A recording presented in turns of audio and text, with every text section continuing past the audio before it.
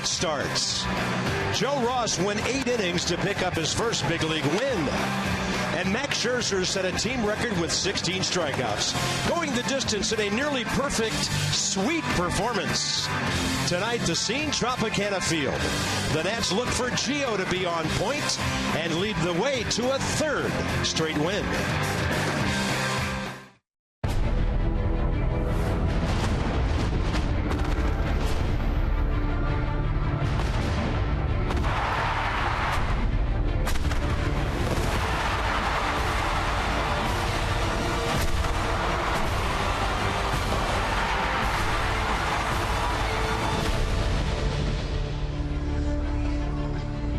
It's a beautiful evening in downtown St. Petersburg, and there it is. Tropicana Field, you always know you're going to play a game, and we'll see some Reds, some W's, a lot of it in the stands tonight. The Rays are a really good ball club, but not a whole lot of folks come out to see them. Bob and FP, quite a weekend in Milwaukee, at least the second half of it.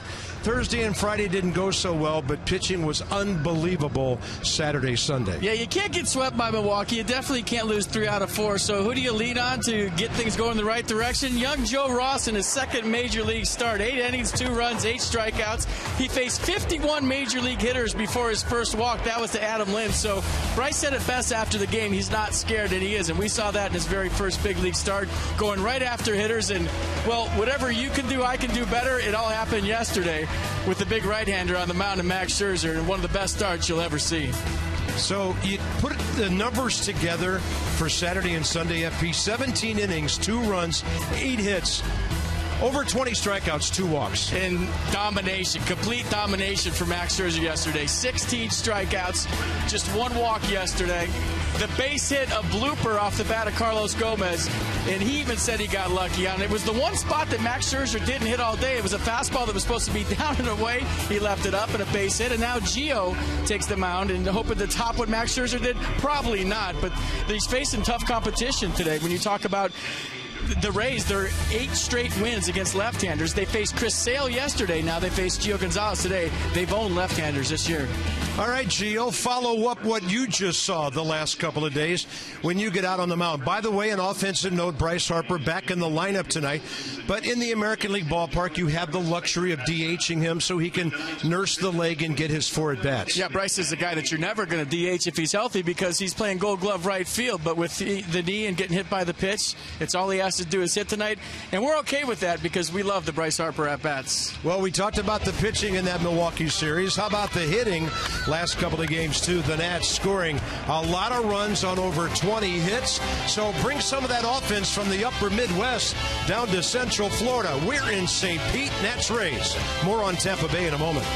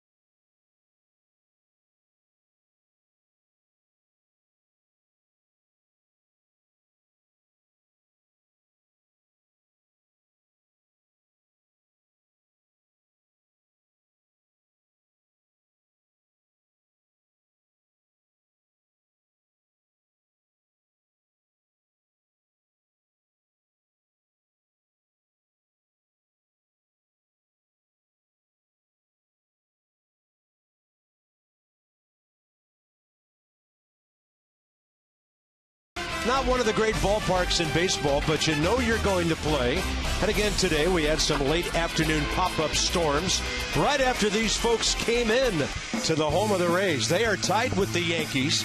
Yankees 34-28, the Rays 35-29. They've won 11 of their last 15. And Steven Souza Jr., we all know about him, is leading them in homers and RBIs despite batting just .216. September 28th, the catch, if you ask anybody about the history of the Nats. That's a pretty good one. Jordan Zimmerman thought, no way he's going to catch this, and then he lays out the two-handed grab, and the rest, as they say, is history. Maybe the loudest I've ever heard in Nats Park. And the funny thing about yesterday with Max Scherzer, there wasn't one ball hit hard the whole game. There was a couple foul balls hit hard, but if you remember that game in Jordan Zimmerman's no-hitter, there was a couple lineouts that played to end the game. And there's Steven Souza Jr. leading all AL rookies in home runs with 12. Yeah, I chatted with him a couple of hours ago. He said he loves playing every day. This is 25-year-old Erasmo Ramirez. He has been very good since they took him out of the bullpen and made him a starter. Yeah, last 7 starts, he's 5-1 with a 2.66. That's since April 19th. He's got a 190 average against over that span, so the Nats have their work cut out for him. Everybody wants Max Scherzer's autograph today. Home plate, they're raking the infield and having some fun here. We're getting ready for a 2-game series. Hey, McCaddy and Robledo, leave our guy Dan alone. Nats-Mets looks like a tag team match straight ahead.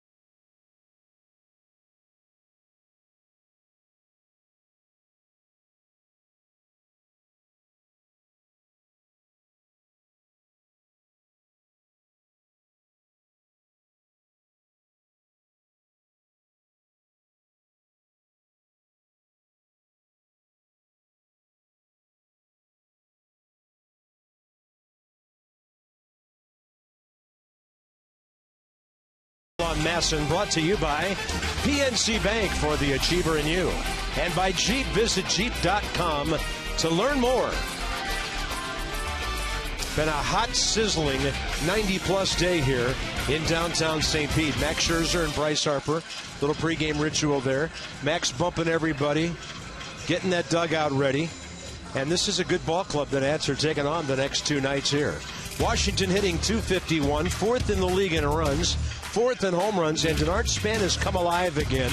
On the road, doing quite well. Look at the road numbers lately. 13 multi-hit games. Overall, he's been on base 14 of his last 16. And Bryce Harper gets a little dose of American League ballpark designated hitting tonight. Clint Robinson in right field, and here's Erasmo Ramirez. Yeah, he's been good lately because he's been pounding the strike zone. Early in the season, he was falling behind. He's throwing any pitch in any count. The fastball is 91. He's the guy that has to work the corners. Slider is his best secondary pitch at 83. Changeup to go with it at 80. And you see the league hitting .238 against Erasmo Ramirez, the Rays starting pitcher here tonight. Let's at the defense for the Rays. Behind Ramirez, Geyer, Kiermaier, and some guy named Souza Jr. in right. Cabrera, we know him at short. Longoria, the left side. Forsythe, Elmore, the right side. And Rene Rivera behind the plate. Yeah, Asdrubal was great down the stretch for the Nats last year. He was one of the best clutch guys on the ball club. And even though Asdrubal only hit .229 for the Nats, he drove in 21 runs in 49 games. He had 3 hits with a homer in the division series. Behind the plate, Jim Reynolds, Manny Gonzalez, Paul Schreiber, and the crew chief is at third base, Fielden Culbreth. Getting that gum working on a Monday night. We're right in the middle of June, and here we go. Game 7 of the 8-game road trip, 89 in there. And we are underway right on time at 7:10 Eastern. Span at 298. Only one man in the Nats lineup has ever faced Ramirez before, and that's Yunel Escobar. On a pitch down, right center, on the ground to the right of Souza, and Denard Span gets this short series off to a good start. If Souza Jr. would have caught that, would you have said, he caught it, he caught it? No, I would have said it in a different tone of voice. All right, I was just checking. There goes the no-hitter. Denard Span style to start this one up, and he tests Steven Souza Jr. right out of the gate. First hit of the night for the Nats goes to Denard Span. And next up, Anthony Rendon. 5 for 17 with a bunch of walks his last 5 games. So he's been getting on base regularly. By the way, that Tampa Bay defense FP showed you, second fewest errors in the American League with the Tigers. They've only made 30. Baltimore 28. They do play on the artificial surface here, so the hops are pretty true. At least half the time. Well, Cabrera, for Kevin Cash, an ex-catcher. Cabrera only has 2 errors at shortstop. They say he's playing lights out. And this is how the Rays are winning. They're playing great defense. They're getting good starting pitches that they didn't expect. Their bullpen's been trump tight, and they just do enough on offense to win ball games. And Cabrera's been as good as anybody at shortstop. And we'll talk about the infield here. Turf to dirt. Played a few games in this ballpark, and the spin on the ball when it goes from the AstroTurf to the dirt is a little bit tough sometimes for infielders, and this infield plays seriously hot. That ball sliding its way outside, 2-1. American League East, Rays have won 3 straight, so they're right there with the Yankees. And look at the Blue Jays, an insane 11 in a row. And of course that started just under 2 weeks ago in DC, and they're a game back. Orioles in the mix, and the Red Sox are fading quickly. They've lost 6 in a row. Rendon takes one right on the outside edge, and the count 2-2. Well, Anthony Rendon's been seeing the ball better last 2-3 games. His strike zone has been where he wants it, but that's just paint. That's a pitcher's strike, if that, and you got to tip your cap sometimes. Matt Williams liking what he's seeing from Rendon the last 2-3 games.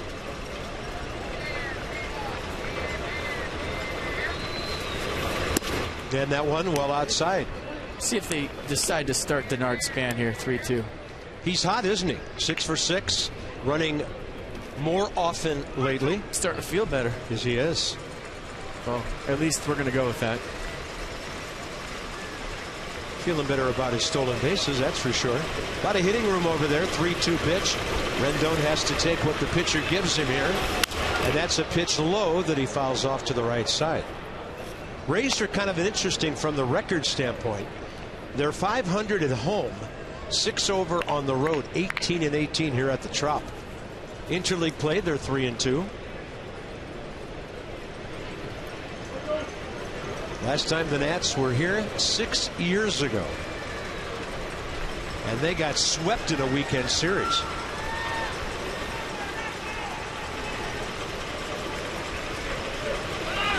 Runner on the move, and Rendon pops it up. Span has to locate the ball. Foul ground right side, and that's taken by Logan Forsythe.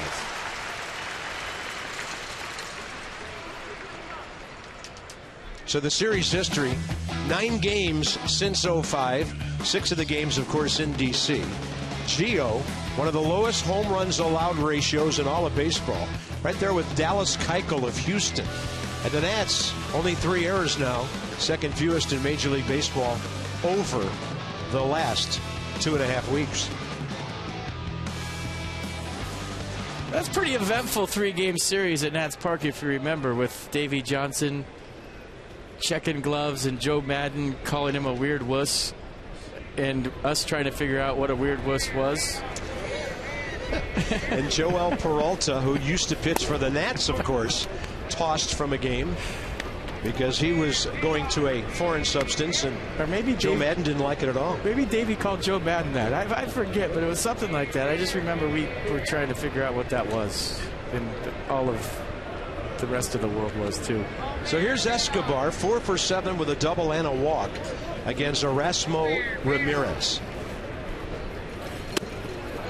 Good take. He looked back at the umpire and got the call, 2-0. You know, hanging in there at 320, 6th highest in the league. The guy on deck is 3rd in the National League in hitting.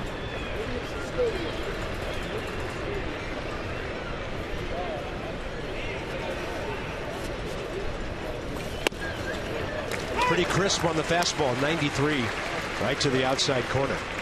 Well, if you're going to fall behind 2-0, this is what you have to do. Locate the fastball. Can't just lay it right in there, especially to a guy like Yunel Escobar. Good location, good pitch.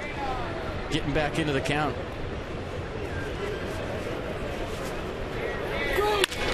And that's to deep short. Great play, Cabrera.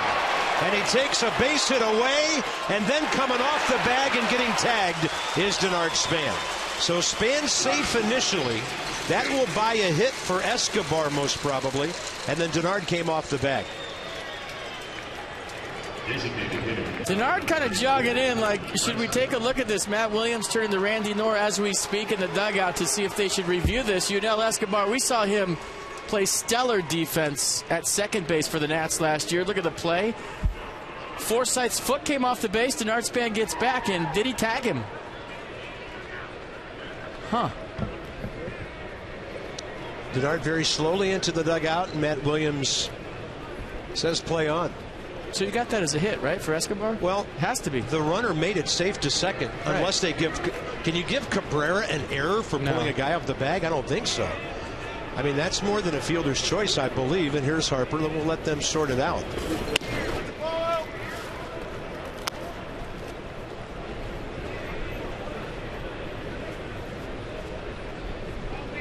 I mean, it's basically like Denard Span rounded the base too far. And you're right. I think you're right. It should be a hit.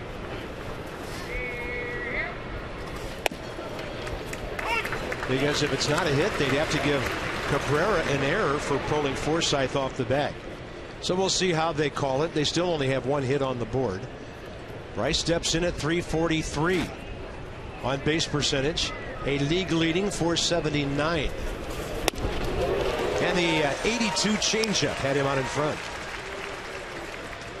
Mercedes-Benz on the pitch track. Let's check out the Ramirez changeup to Bryce Harper. The loss of balance in the middle of that swing for Bryce. You don't see that very often this year. Whatever ballpark, he's been great.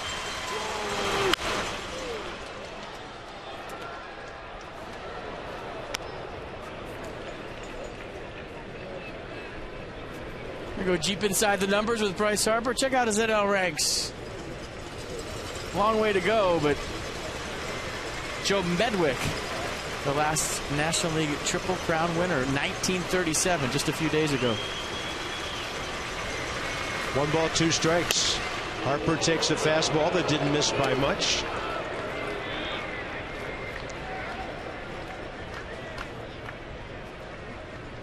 You get hit on the back leg like that, yeah, it hurts. But that's the leg that you stay back on as a hitter. And if that's hurt and you have a tendency to drift, he's been drifting in the middle of that bat so far. Harper pulls it and foul. If you watch him after these swings, the base that he's had all year is not there. Well, just watch him after this swing, and he's done it the first 2 swings. See how he's fallen off that back leg that he's been staying on all year? He doesn't have the balance that he normally has. And that's because he got drilled on the left knee. This is a different swing here tonight, and I noticed it on the first swing. I say that, he'll probably hit one in the rafters, but it is a different swing. Harper, quite a rip on that 93. Do you see how he's favoring the back leg, though, after the swing? I mean, it's obvious.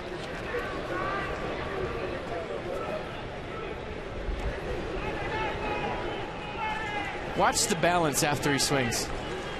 You see how he's just kind of getting off that back leg as quick as he can?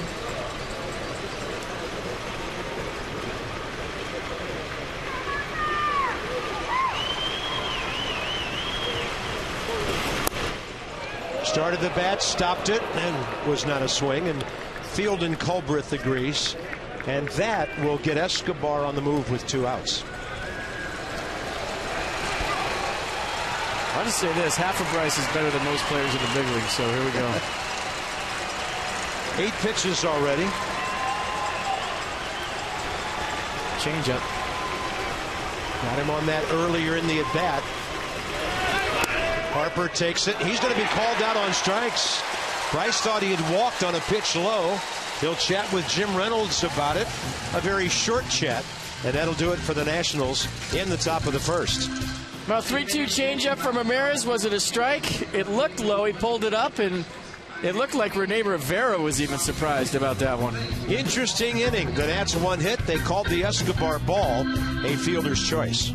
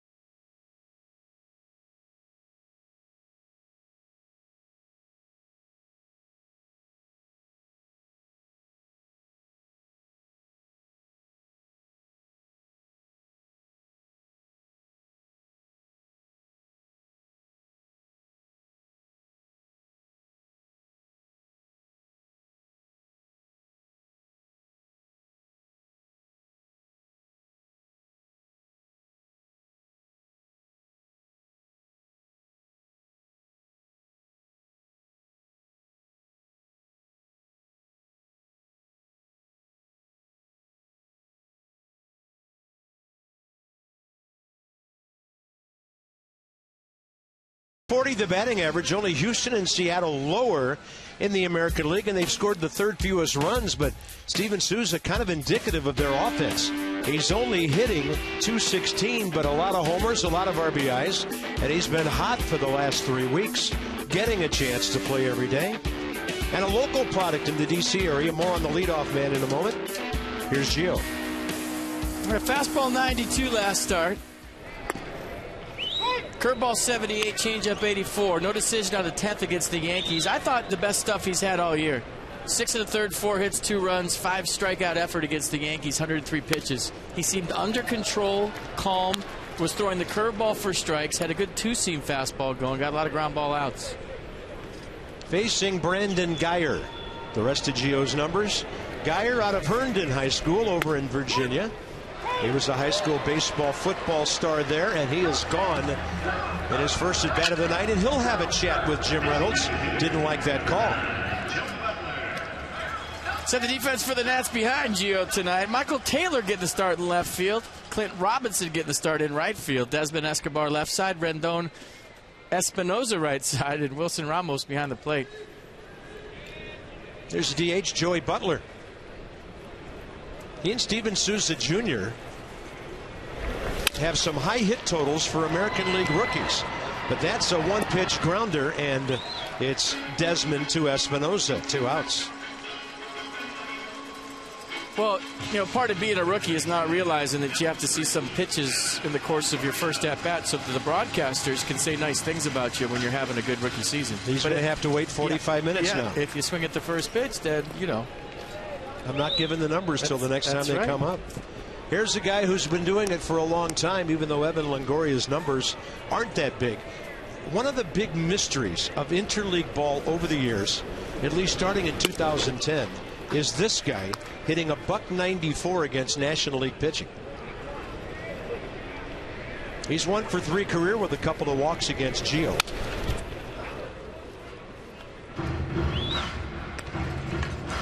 American Standard, who's hot, who's not? Clint Robinson. 324 average, 7 runs last 15 games. Evan Longoria not so much. 194 average against the National League.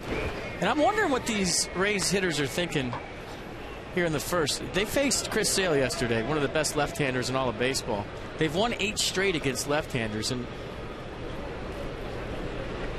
right now they're seeing how Gio Gonzalez's stuff matches up with Sale's.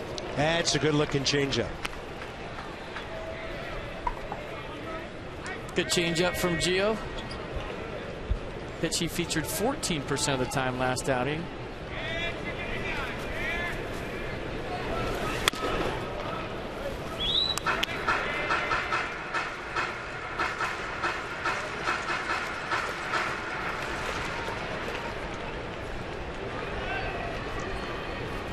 And a 3-2 with 2 outs.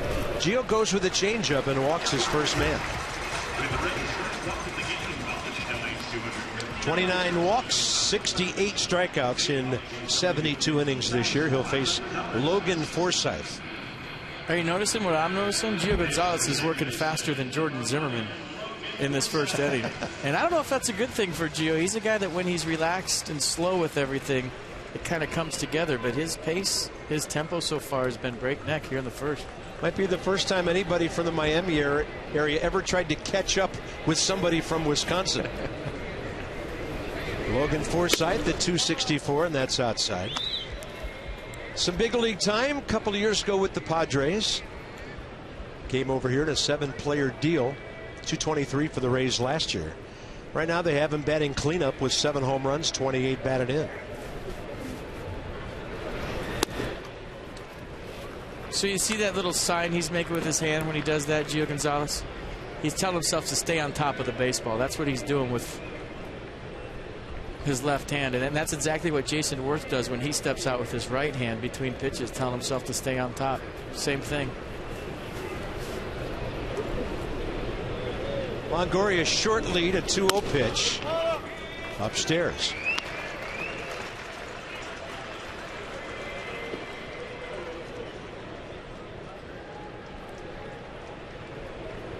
Gio looking for career win number 84 tonight. He's 2-1 career against the Rays. 5 starts, a 4.37 ERA. At the knees, 3-1. Low strike definitely in play tonight with Jim Reynolds. Well, Bryce Harper found that out.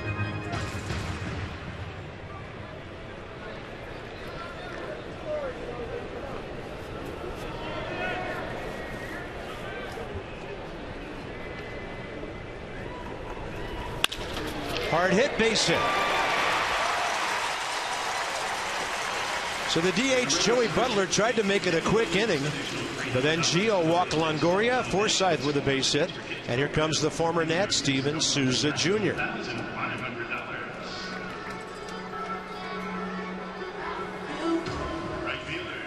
One for 3 career against Gio.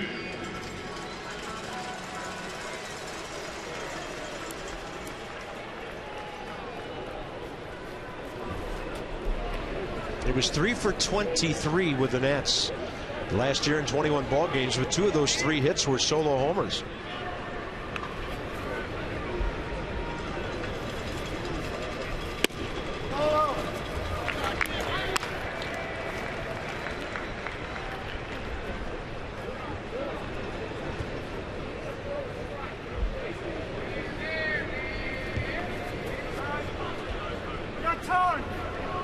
Pretty sure the ump called time if you didn't hear it at home, because it's super loud here. He could go time and we would have heard it. Rays average 14,537 a game, the lowest average attendance in baseball. Cleveland at 16,000 plus, ahead of them. This ballpark was built back in the early 90s to lure a team here. But it was the White Sox that were coming here until the state of Illinois built the new Comiskey Park at the last minute to keep them in Chicago. There were rumors back then about other ball clubs coming here. This is the expansion Rays eventually were born here. Yeah, I was going to say, Carl, it's a good time for an Adam LaRoche trip to the mound, but he's not here. Gio Gonzalez is very excited all of a sudden.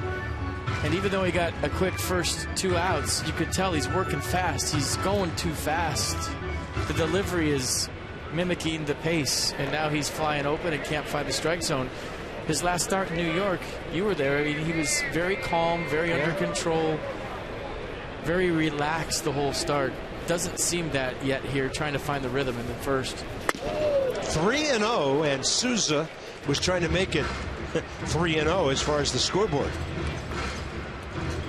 Well, that's how you swing on a 3-0 green light. Leave nothing in the bag.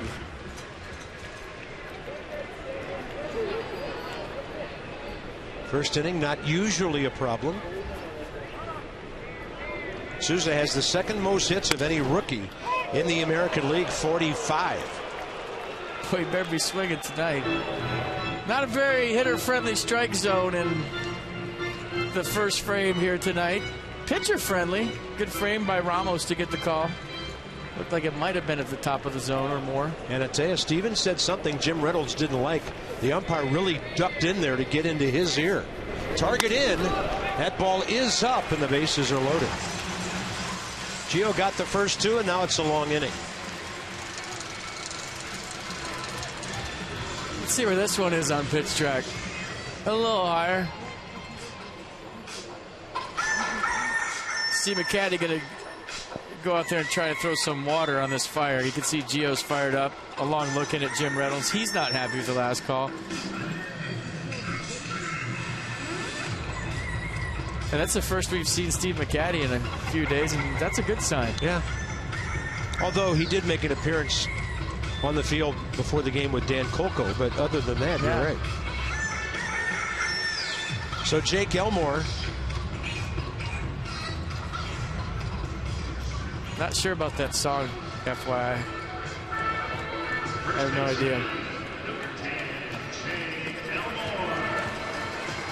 19 hits, 66 at bats in 23 ball games.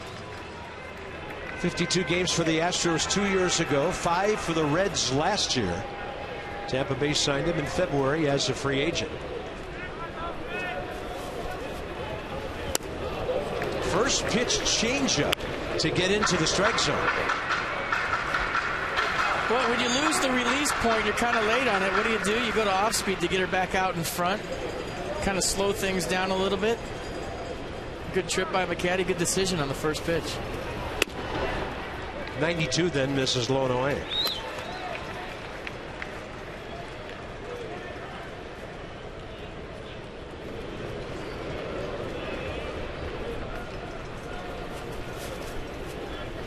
Then a curveball. Gio's there, and he'll throw on to Espinosa. Throw it badly, and Danny saves the day. Like a champ, like a veteran over there, like Adam LaRoche, who we just mentioned. Danny Espinosa in his 3rd ever game at first base saves the day in the first inning.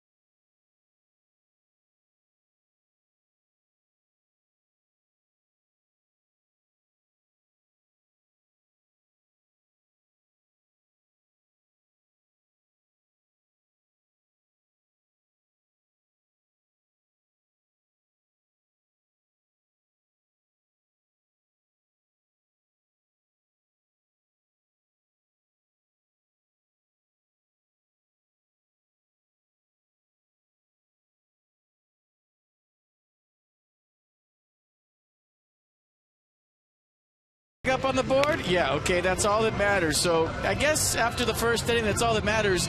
But Gio Gonzalez might have had an easier play at home right here, but decided to go to first base, force play at home. And Danny Espinosa, like he's been doing it his whole life. I'll tell you what, the slow ones are the tough ones, folks. If you throw it hard, it's just kind of a reaction play. You swipe at it. But the in-between changeup one-hoppers, those are the hardest because they don't always stick in your glove. Espinosa gave with that, kept the foot on the base like he's been doing it his whole life. What an athlete. Top of the second, Wilson Ramos.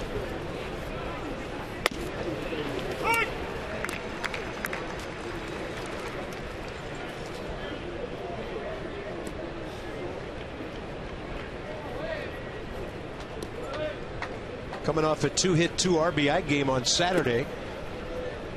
And Ramos, of course, that big opposite field home run, his 5th.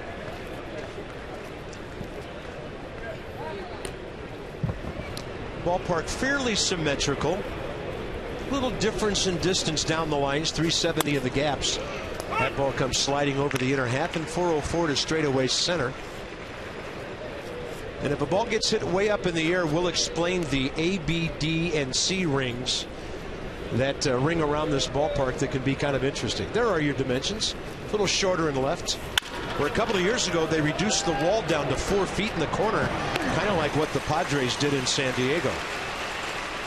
Ramos is out. Explain it to me, Bob. All right. There are 4 rings up there. The A ring is the one at the very top of the roof, then the B ring. The B rings have their own foul poles. B. Yeah, I don't know if... Is this the C ring? No, that's a catwalk. Oh, well, C stands for catwalk. Nailed it. But anything hitting the outer rings, C and D, automatic home runs if they're fair.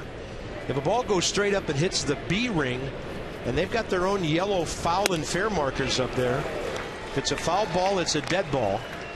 But if it's on the fair side, if you catch it on a fly, the batter is out. You lost me at A ring. And if the ball falls into the outfield, run as long as you can. It's like wiffle ball. If it hits the gutter and you catch it off the roof, it's a home run. Or it's an out. If you drop it, it's a home run. I don't know. But there's rays in right center field is all I really know. That's a knock. That ball goes left just before the bag. Clint Robinson almost had himself maybe a double on that ball. He's 20 for 77 in 41 games, batting a season high 260. That would have been the hit of the year.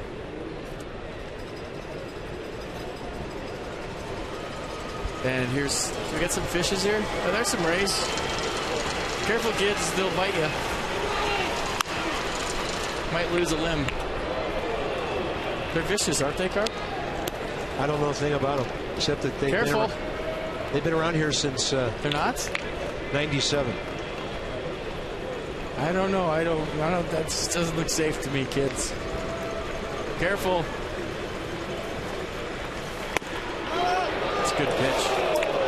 Fastball away on 0-2. Maybe good frame by Rivera on the back end.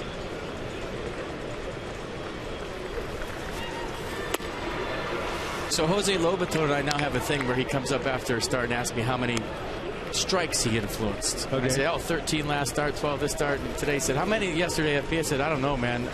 I wasn't keeping track. I was just nervous about a perfect game. I said, maybe 4. Did he have to frame anything yesterday? That's what I'm getting to. Yeah. He really didn't have to. There was a couple pitches to Adam Lynn that he brought back in away. So I told him about 4 if I had to guess. But the way Max Scherzer's command was with the fastball, it was an easy ride for Lobaton yesterday. Yeah, sometimes pitchers are on automatic. Catcher doesn't need to do a whole lot. And now Clint Robinson turns this into a long at bat. He also said he knew early it was going to be one of those days because the ball was jumping on a Max Scherzer's hand and it was an easy 94. He said usually he goes to the 94-95 with 2 strikes, but it was sitting at 94-95, and he said the Brewers just weren't picking his slider up at all. And now a 1-out base on balls. Nats have their second base runner. Can this guy really be 7-5 with numbers like this? Yeah, that's the part that makes you shake your head. But Yesterday is the most dominant pitching performance that I've seen in 26 years of professional baseball. And I played behind Pedro Martinez for 3 years. Down to the number 7 spot with Danny Espinosa. 251.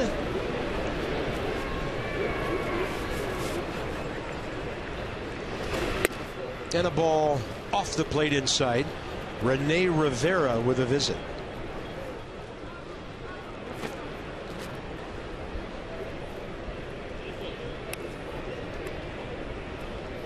Ramirez, 25 years of age, career record 12-14. This is his 44th start, 63rd appearance overall.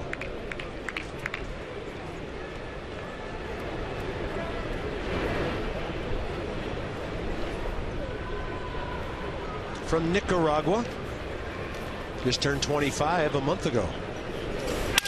Espinosa sounded like a busted bat, but it's going to be right into the glove of Souza, who took a look at first base before throwing the ball back into second. 2 outs. With more on Max, here's Dan. Bob, Steve McCatty has been around baseball for a long time now, and when he was doing radio broadcasting, he called a no Ryan no-hitter and a Dave Stewart no-hitter. With that as context, McCatty told me today that Scherzer's outing yesterday was one of the best he's ever seen. He said there's a lot to like about Scherzer, but his stuff combined with his confidence, his preparation, and his competitiveness makes him special, and McCatty loved watching his outing yesterday. I mean, for a lot of guys, that's a once-in-a-lifetime game. That was Max Scherzer's second career complete game, which may be surprising to a lot of folks. Well, you strike out a lot of guys, you're not going to go deep into a game. And it's not because he's trying to strike out guys. His stuff is just that good. Don't forget the rookie who got the Nats back in the win column the day before that, Joe Ross.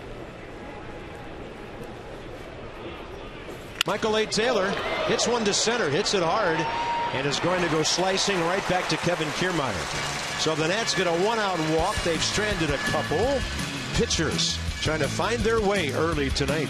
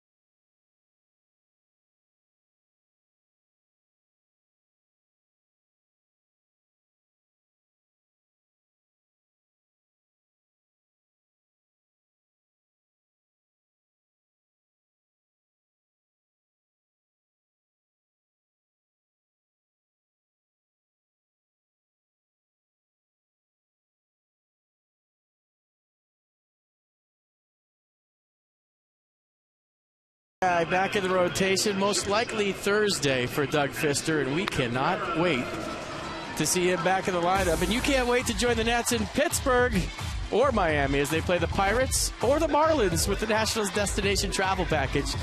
Your Nationals Destinations Package includes game tickets, hotel accommodations, and VIP ballpark tour and more. Visit nationals.com/destinations for details and book your trip today. Can't wait to see Doug Fister on the mound. Bottom of the second, Gio's back on the mound. 24 pitches, 12 strikes in that long first inning. And Steven Strasburg going to have a rehab start in Harrisburg on Wednesday. Book that for your travel destination. and it wasn't any kind of serious injury that put him on the DL. Some adjustments, some muscle, and maybe one rehab start, all it takes to get Strasburg back where he needs to be. Here's Asdrubal Cabrera hitting .206 for the Rays. That's 62 points under his career batting average. He'll hook one hard and well foul. Asdrubal was a good bat. He did a great job for this ball club last year. I don't know what the numbers are. I don't care. The eye test alone, he played a tremendous second base. He had some clutch at-bats, some big hits, and fit in perfectly to Matt Williams' ball club. It was the sneaky get at the trade deadline last year that nobody really talked about. That ball trying to drop into right center, but Denard Span over to cover it. And Cabrera gone. He's now 2 for 16 career against Gio Gonzalez. Check out what Carlos Gomez said yesterday about Max Scherzer. I got lucky, I got lucky. He pitched unbelievable. He's one of the best pitchers and probably the best pitcher that I've ever faced. Wow. High praise from an all-star center fielder. Ball slapped up the middle and a base hit by the center fielder, Kevin Kiermaier. And he's always thinking 2 bags. That's the scouting report we got today from the Rays, that every time he hits a single, he wants 2 bases until you stop it. Well, he can fly. One of the fastest guys in the American League, 11th double this season. I'll bet you half of those are hustle doubles. And Denard Span just kind of cruising over, and then he goes, uh-oh. And watch him get it. The guy can absolutely fly, and that was right out of the box. That wasn't one of those, hey, I'm around first, I'm going to go for 2. That was the first step out of the batter's box. So a hustle double for Kiermaier. You got to love that. That's the way he played the game.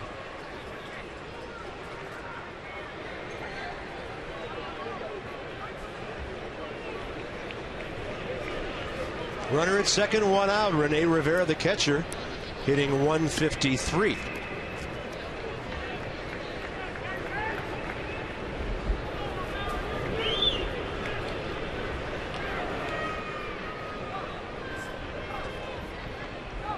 Got to watch him.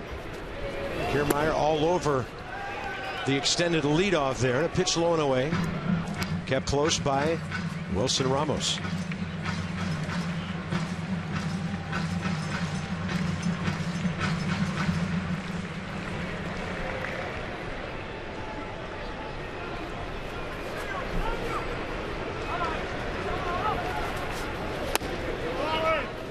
Good ball pitch. in, yeah, on a tailing fastball by Jim Reynolds, the call. See Wilson Ramos with his head turned toward the third base dugout. That's not to look into the dugout. That's to talk to Jim Reynolds about that pitch.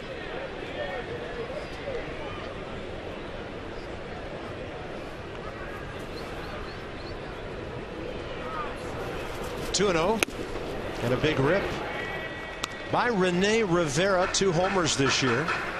17 in his big league career. He's played parts of 6 years previously with Seattle, Minnesota, and San Diego. When you're playing the American League, it's so crucial to get 7, 8, and 9 out. You know, the National League, you got a good chance of getting 8 out and a real good chance of getting 9 out. But in the American League, if 7, 8, and 9 reach, now you got the top of the order coming around the corner to drive them in. So the difference in American League Baseball, National League Baseball, isn't just you're facing 9 hitters. It's the last 3 guys in the order, the most important outs you'll get. Because if they get on, now you're in trouble. The lineup rolls over, and here come the big guys. Rivera, great jump, no throw. He steals third. And he's now 6 out of 7 this year. So Kiermaier off to the races. And he's got a good-looking dirty uniform early in this game. Yeah, Gio didn't really pay attention to him. And he kind of got a shuffle going, didn't look him back, and the fastball in the dirt. Wilson Ramos had none chance.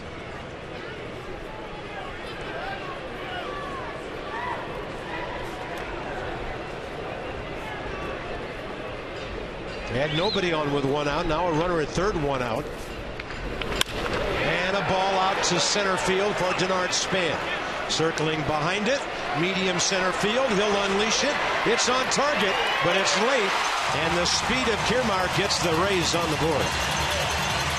Speed and hustle. You know, you can be fast and not hustle. But if you're fast and you do hustle, you can create a run for your ball club. And that one's all on the Tampa Bay center fielder. Good throw by Denard Span, but Kiermaier created this run by himself. A simple ground ball up the middle turns into a 1-0 lead for the Rays. Hustle double, steal third, medium fly ball to center, 1-0. It's good baseball. Top of the order, Brandon Guyer. Struck out looking, first time up.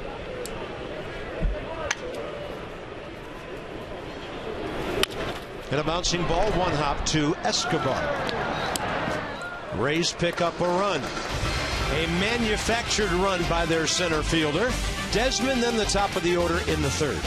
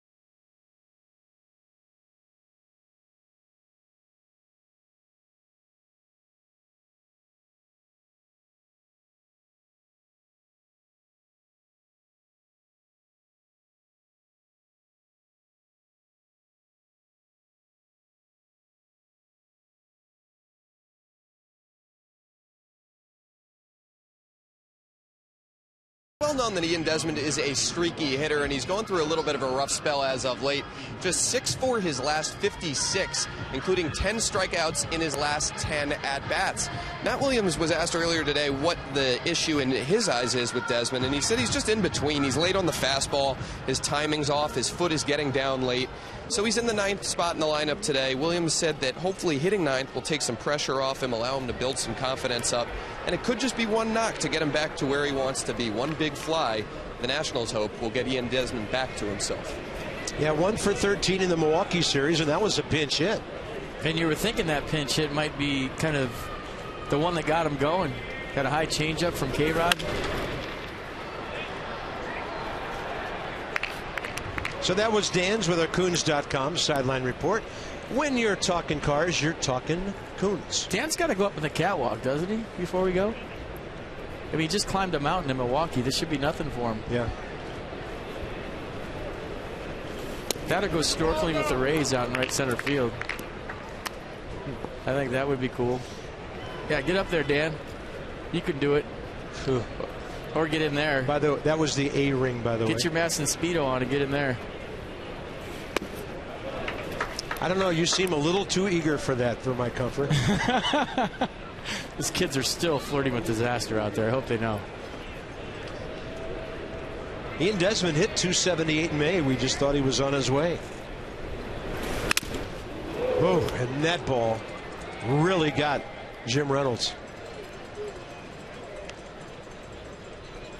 Let's listen to it. Ooh. Yeah, winged him.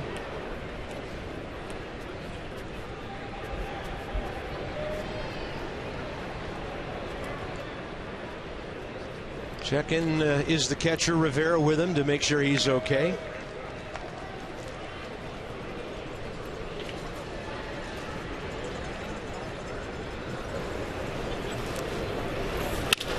And Desmond pulling that breaking ball away. Cabrera throws him out, and the first time through the order, the Nats go 1 for 8 with a base on balls.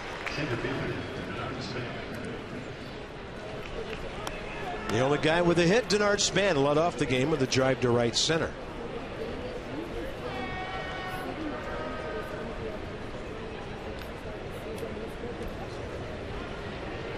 So Denard back over 300 with that hit.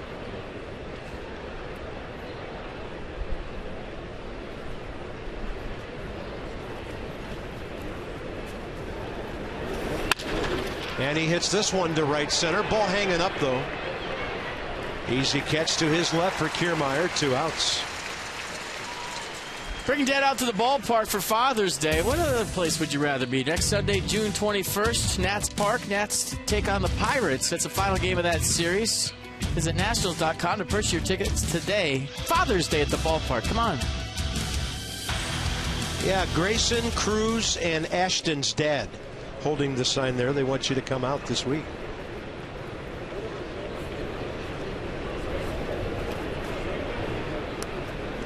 Rendon, foul ball. Second baseman caught it. First time up.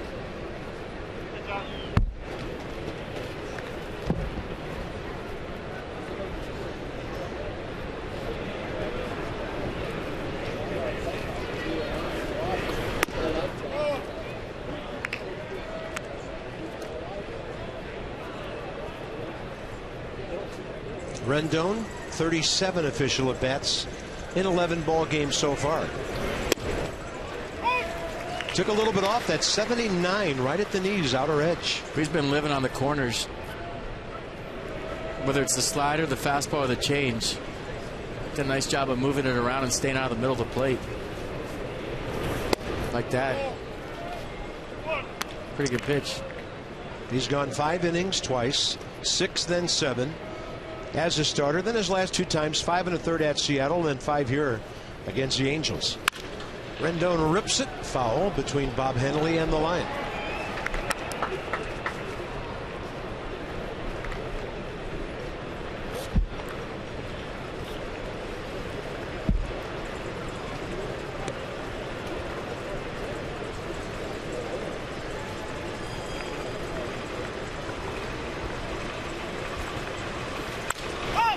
And a ball popped up, back to the right and out of play.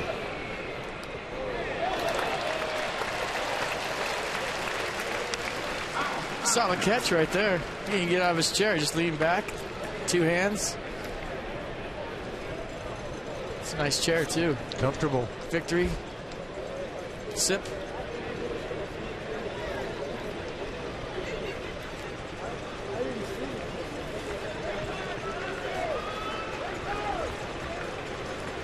And a 2-2.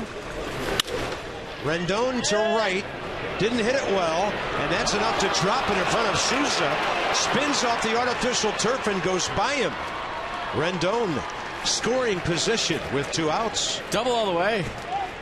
A lot of English on that ball. Whatever language it was, it spun away from Steven Souza Jr.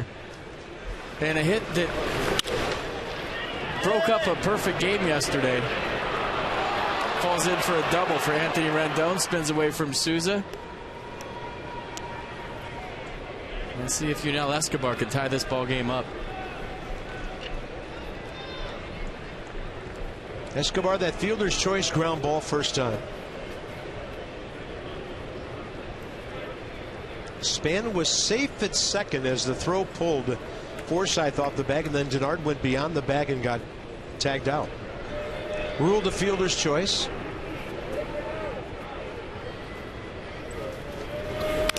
On the old AstroTurf, if you got close to a blooper like that, you had to back up so it didn't bounce over your head. Yeah. This new AstroTurf they have with the chopped up tires in it plays more like regular grass, so that ball for Souza Jr. just kind of ballotted and spinned off to the right. Where back in the old days, that might have bounced over your head, especially on a warm day game. The warmer it got, the bouncier the AstroTurf got, and I just sounded real old. Big breaking ball. And the one-handed swing couldn't extend. Pretty good slider right here from Ramirez. Starts over the middle of the plate, breaks off the plate away. Pretty good arm in center field with Kiermaier. Souza Jr.'s got a decent arm, not very accurate. And Geyer can throw well and left.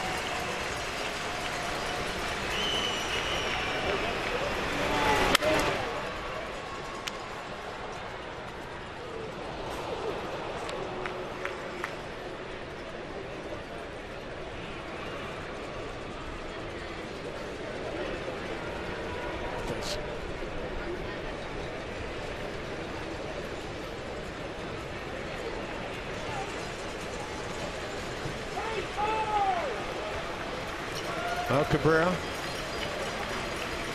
playing up the middle. Escobar, and that ball is up and in, and he is smoked by that fastball. Ugh. He gets hit a lot because he's a diver. And what is a diver? It means, you know, the way he hits, he dives out over the plate and tries to hit the ball to right. So anything that's going to chase him up and in, like a two-seam fastball, he's going to get drilled. And it's happened a lot this year. And that one got him flush with his hands going toward the ball. And that's the one you always worry about, i.e. Jason Worth. Kevin Cashout may be wondering if that wasn't a swing.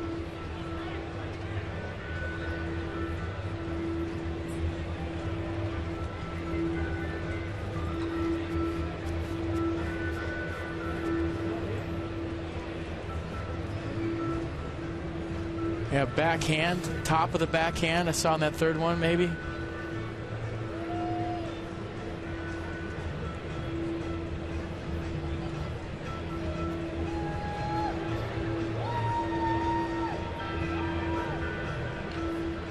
Lee Coons checking the grip right there.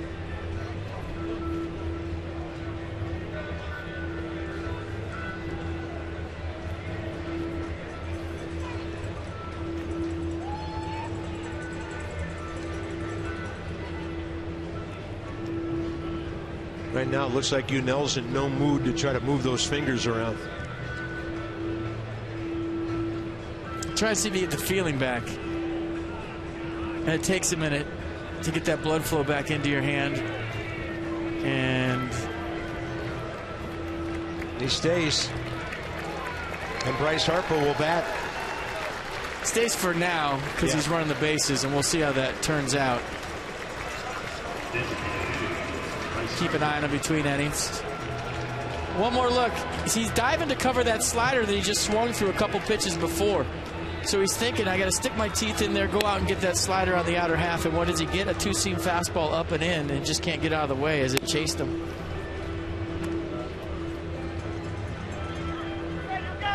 It's the hardest thing for a right-handed hitter against a right-handed pitcher. When a guy's got a good slider, to just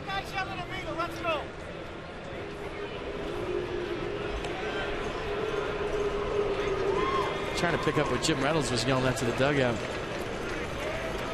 Bryce Harper on a pitch that appeared to be low, called out on strikes, first time up. This is, again, one of those ballparks where we have nearly a straight-in look from center field on that camera. Not much of an angle.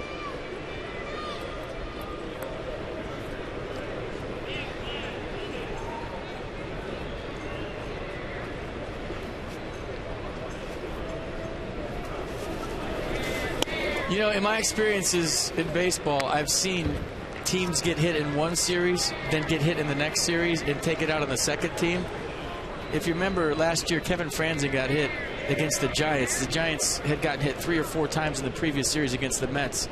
Something happened in that game where they got hit again, and they hit Kevin Franzen on the way out of the last game. The Nats got hit 4 times against the Brewers. I don't think Matt Williams was too happy that Unell Escobar got hit there. 78. Maybe the slowest changeup Ramirez has thrown. Bryce having trouble staying on that back leg. And we had a shot at Matt Williams yesterday with 4 fingers in the air, screaming, that's 4 times we've been hit.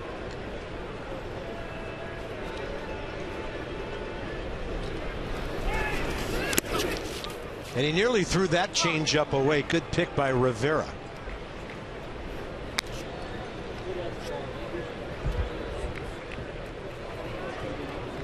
Little glove pick to the backhand side, keeping everybody right where they're at.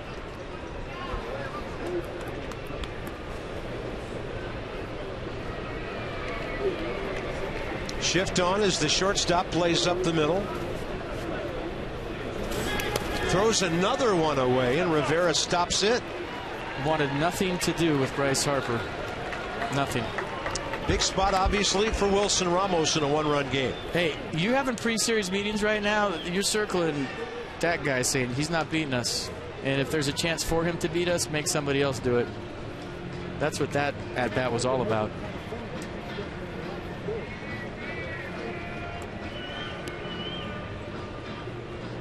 Pitching coach Jim Hickey out there.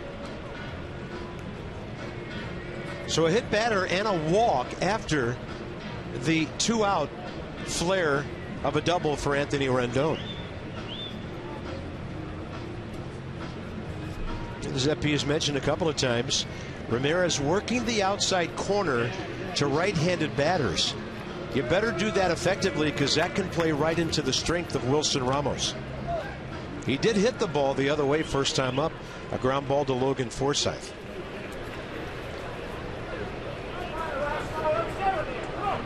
Ramos, 27 RBIs. It's a good take. If you're thinking about swinging at a first pitch, that slider was a strike for a long time. He's thinking about going to right. That's where he does most damage in these situations, and he laid off. That's a good take. A bunch of base runners, Rendon, Escobar, Harper. Ramos, that ball in on him a little bit, and he hits it to the shortstop, Cabrera. The Nats have stranded at least a runner in every inning. That's 5 on the night in a 1-0 game.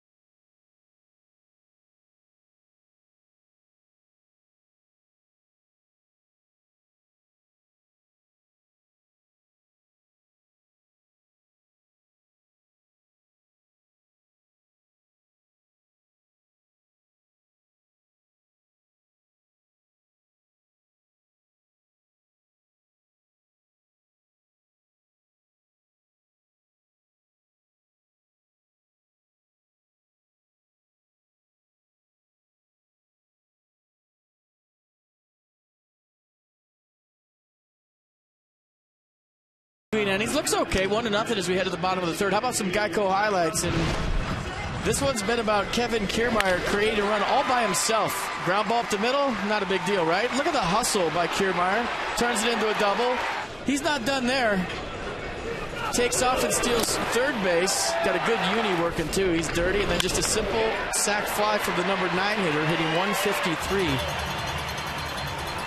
Puts the Rays up 1-0. That run all on the Rays center fielder.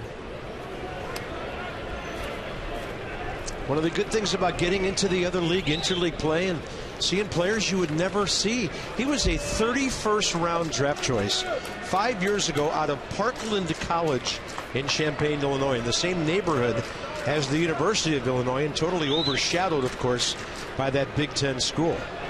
Great story. Here's Joey Butler. Takes his first pitch of the night. He bounced out on one pitch back in the first. And we talked about Souza with his 45 hits. Butler is third among AL rookies with 42. And in Denard's defense on that play, when you play interleague play, they can tell you, hey, so-and-so is fast, but when you haven't played a team, you don't know that a guy like Kiermaier likes to stretch singles into doubles. But I guarantee you it won't happen here. Span over to cover it, and Butler was rounding first about 30 feet down the line. So he's aboard with his 43rd hit, and now Longoria with Forsythe the next two. Gio's given up one hit in each inning so far.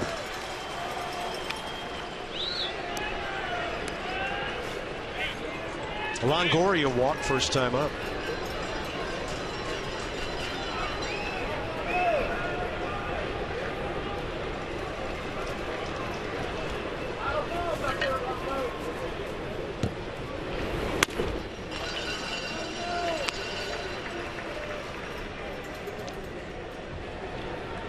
Mike's hitting at the Trop. 22 homers, 91 RBIs last year. 32 and 88 the year before that. They locked him up with a long-term contract. He originally signed a 6-year deal through 2013 that had options for 3 more years. Then they signed him to another contract that goes through the year 2023.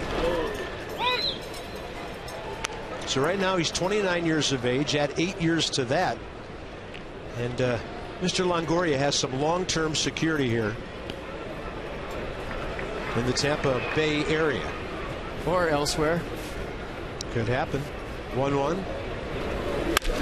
That ball hit out to left center.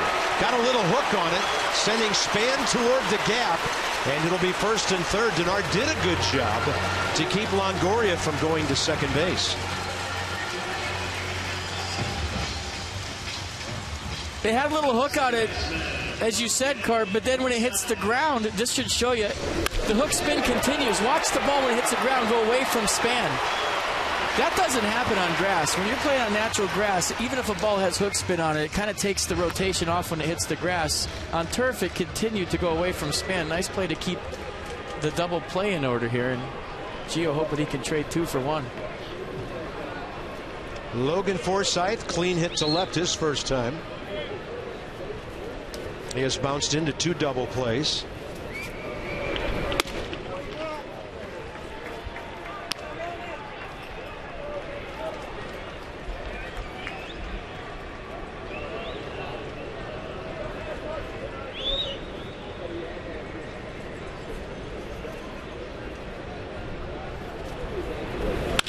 Up the middle, off of Gio. A run scores. The other man, Longoria, goes to third. And it's 2-0. 3 consecutive singles.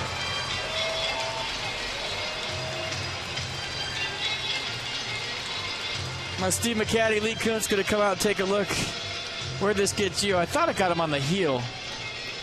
And if you're going to get hit in the foot, that's the best place where the most shoe is. And he's fine. He's trying to wave everybody off as we speak. But a hard hit ball off the bat of Logan Forsythe puts the Rays up 2-0.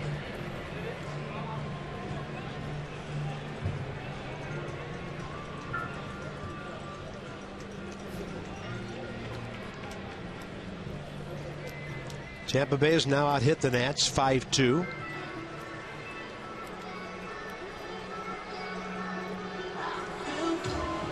Right fielder, Steven Souza Jr.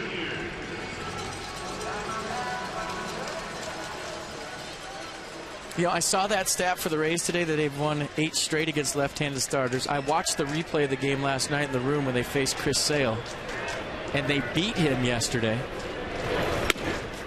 And if you've ever seen Chris Sale pitch, he's one of the nastiest left-handers in baseball. All elbows and kneecaps coming at you, throwing 96, 97.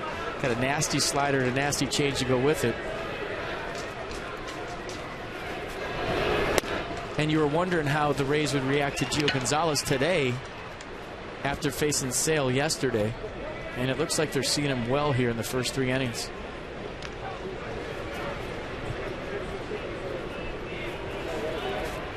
Target in. That ball to the other side of the plate and foul tipped by Souza, who walked first time up. Steven was drafted originally by the Nats in the 3rd round back in 07. He was the last player scouted and signed by the late Doug McMillan, who passed away just prior to the 07 draft.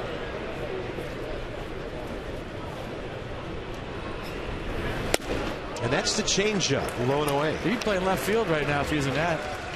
Somewhere out there. Yeah, we talked about that with him in the clubhouse. Dave Jagler and I ran into him. And he said, hey, I don't care where, I want to play every day, and I'm getting a chance to prove it here. And as we showed you, his numbers over the last few weeks, very good. That home run he hit in Atlanta straightaway center field last year was a bomb.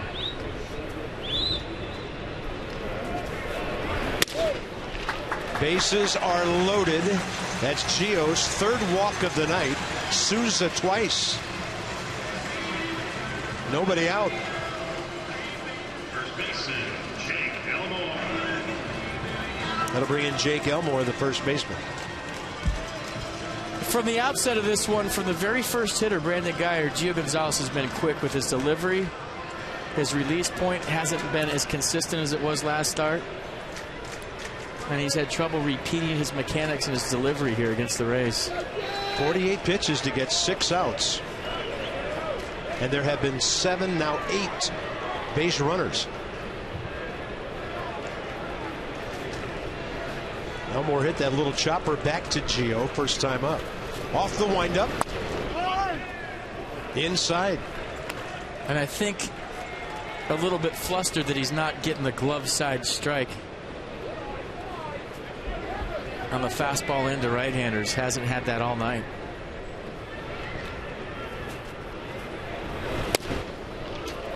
And we noted that the vertical part of the strike zone was pretty generous from the start of the game. But the horizontal pitch track shows you both of those pitches, not strikes. And this one out to center for Span. The runner at third is Longoria, and Denard can just throw it into second, concede the run, keep the double play in order, and the Rays lead 3-0. Jake Elmore, 11th RBI.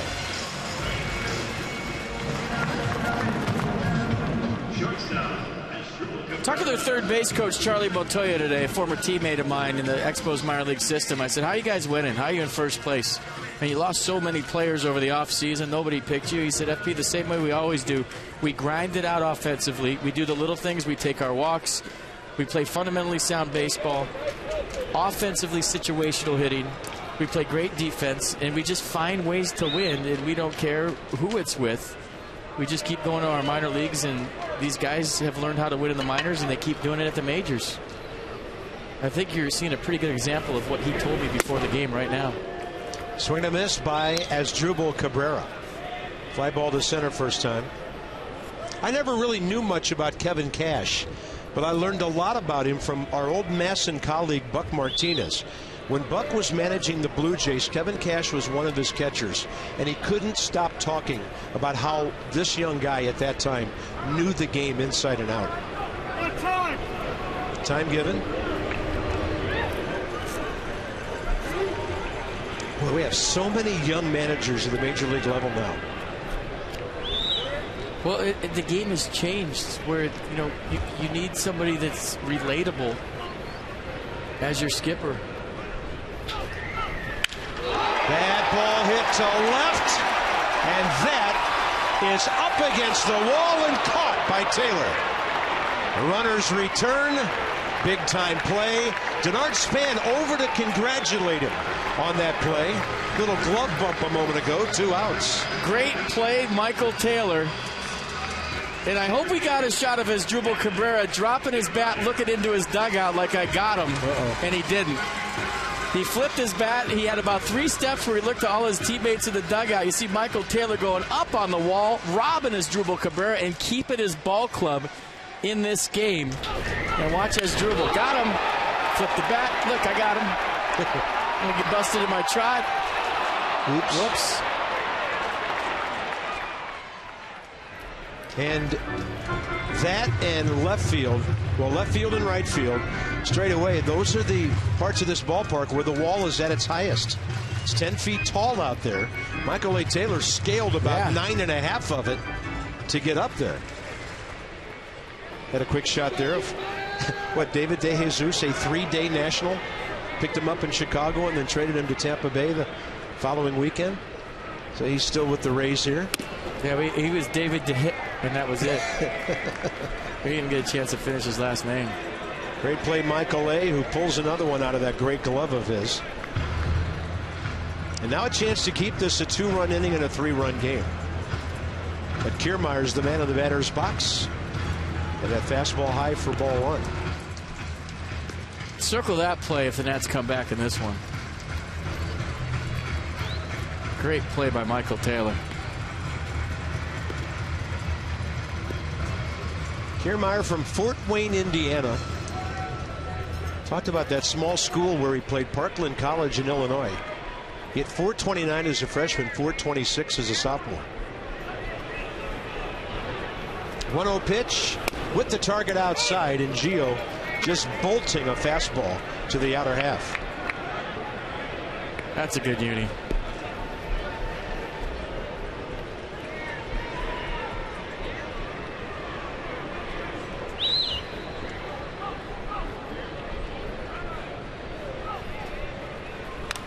And then the breaking ball fouled. It's sitting up a bit, but Kiermaier hit it straight back. Second base, Forsythe. First base, Souza.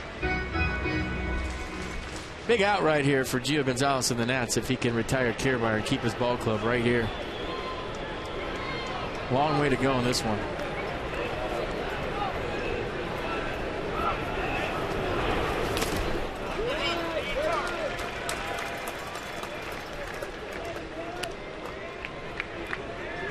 I like the way Denard came over and congratulated Michael A. Michael was in center when Souza made the no-hitter saving catch. That was some kind of lineup Matt Williams had on the field at that time.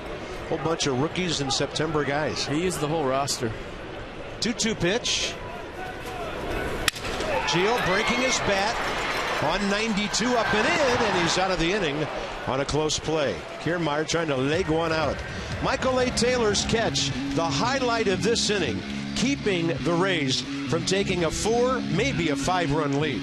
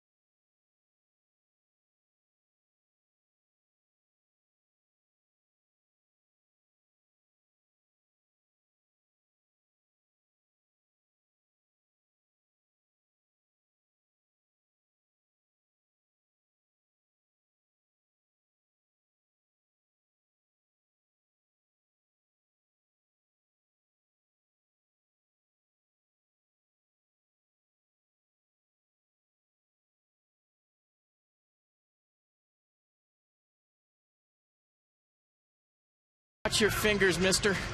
Come see the Nats take on those very Rays you're looking at Nats Park Wednesday, June 17th and Thursday, June 18th. The Narcs band will be in the kids' waiting pool, and he'll be there waiting for you. Dominant right-hander Chris Archer. Yeah, but he has Nats, a bat. Steven Souza Jr. and the rest of the Rays in that pool.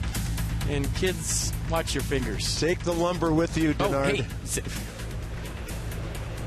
Throw some chum in that water. Get them all fired up. Robinson, Espinosa, Taylor, top of the 4th inning. And time for the bats to get busy here in the middle innings. Strike one from Ramirez. 64th pitch, 38th strike. He walked Clint first time up. Robinson was way behind in the count, battled back and had a good AB. Couple hits yesterday. Had the big 2 RBI double down the left field line to extend the 2-0 lead to 4-0. He's looked good at the plate. And now on an 0-2 pitch, the one infielder over on the left side backs up to a true shortstop position, and that's Asdrubal Cabrera. He was over a lot closer to third until it got to 2 strikes.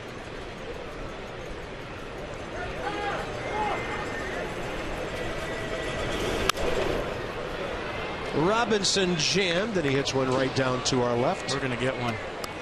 That was close.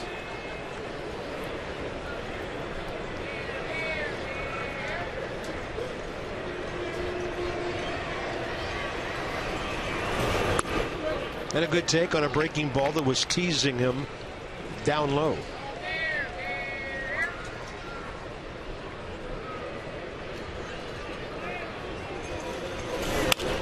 And Robinson pop up to short left center. And Cabrera out there to one-hand it for the first out. Fourth inning. For the achiever in you, PNC Bank, with our minor league report. Sammy Solis will be keeping track of this lefty. And in 5 games this season with the Nats. A couple of innings pitched. Had a save. And doing his thing at Harrisburg now, trying to come back. There's a bullpen here at Tropicana Field. Not much separation between the bullpen and the fans right behind him.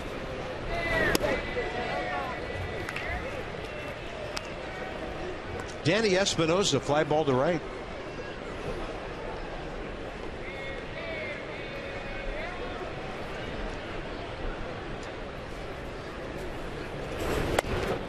Changeup at 78. He's had a deceptive one tonight. All about timing and throwing off the hitters.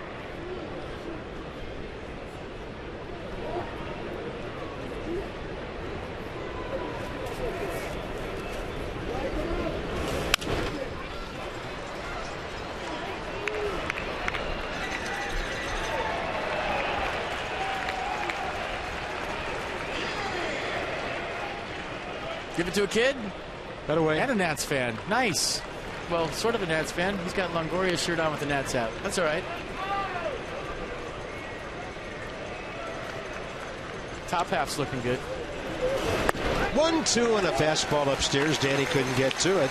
Second strikeout tonight by Erasmo Ramirez.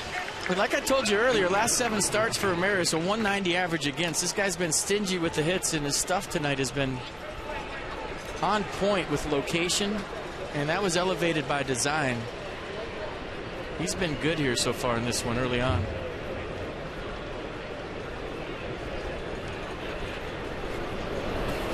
Michael A. Taylor lined out to center first time. This one is going to fall in front of Kiermaier, mildly trying to sell it to Paul Schreiber, the second base umpire, but a base hit for Taylor. Boy, he's so fast, he got a bad jump and made that close. Bat died a hero for Michael Taylor, so 2-out knock here in the top of the 4th. And watch Kiermaier, who's playing harder than every single player on the field tonight. I mean, what's not to love about this guy? He's playing with his hair on fire. Michael Taylor with a 2-out knock. See if he has any notions about stealing second base here. Ramirez has been quick to the plate. Taylor 5 out of 7. Number 9 man, Ian Desmond. Got a breaking ball first time, right about where the catcher set up and pulled it, and Taylor is in as the ball was on the wrong side of the base for the Rays. So Michael A. Taylor 6 out of 8. He's in scoring position with 2 outs. Great jump by Taylor.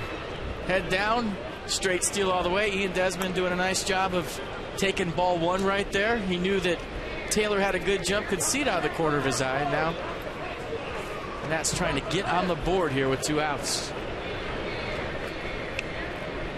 Desmond's driven in 17 runs. Got a breaking ball and pops it up to right center. Call made by Kiermaier.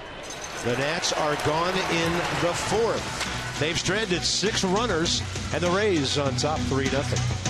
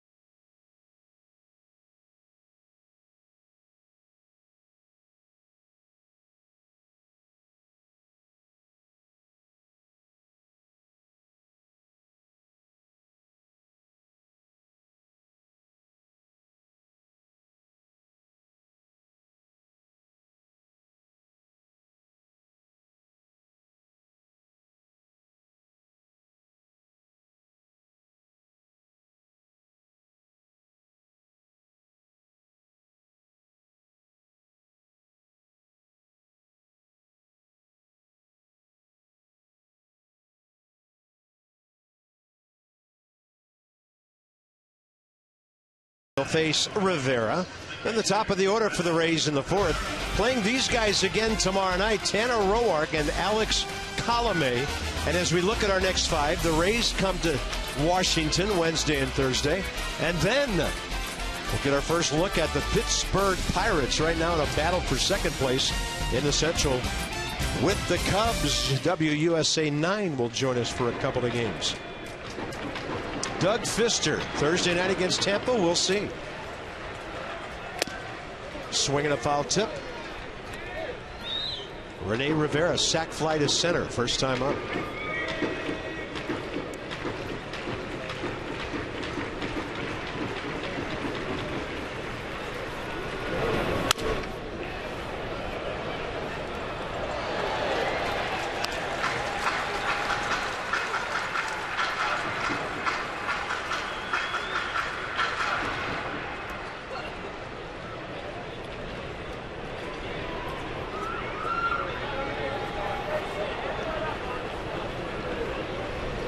And the 0-2 goes with the curveball in the dirt. Haven't seen a lot of curveballs from Gio tonight. It's pretty much been fastball change. And if you remember his last start against the Yankees, the curveball was real good. I don't know if he hasn't had a feel for it tonight. Doesn't like how it's coming out of his hand. And then he doubles up. Kind of been throwing it short like that all night. Yeah.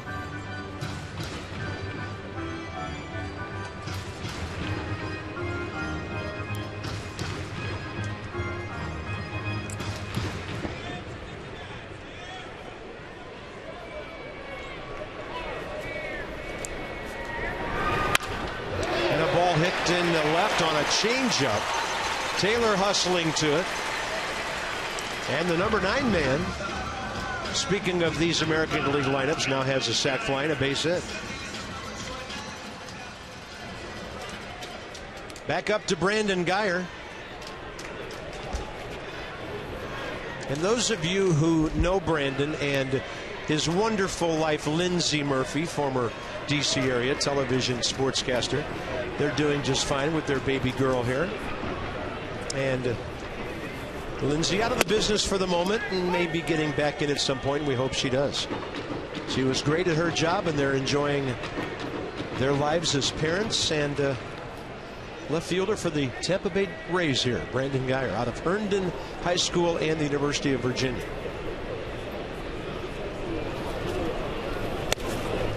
Showed bunt.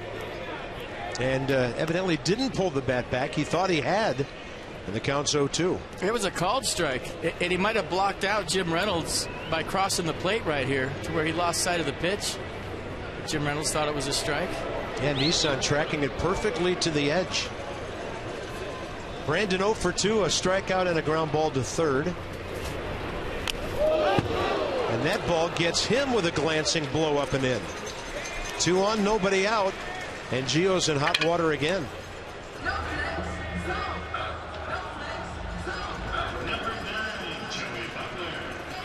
But he's trying to go in, obviously, with the fastball. And Guyer just simply let it hit him. Didn't get out of the way. Doesn't have any padding on. Kind of rolled with the punch. And as good leadoff hitters do, try to get on it any way they can.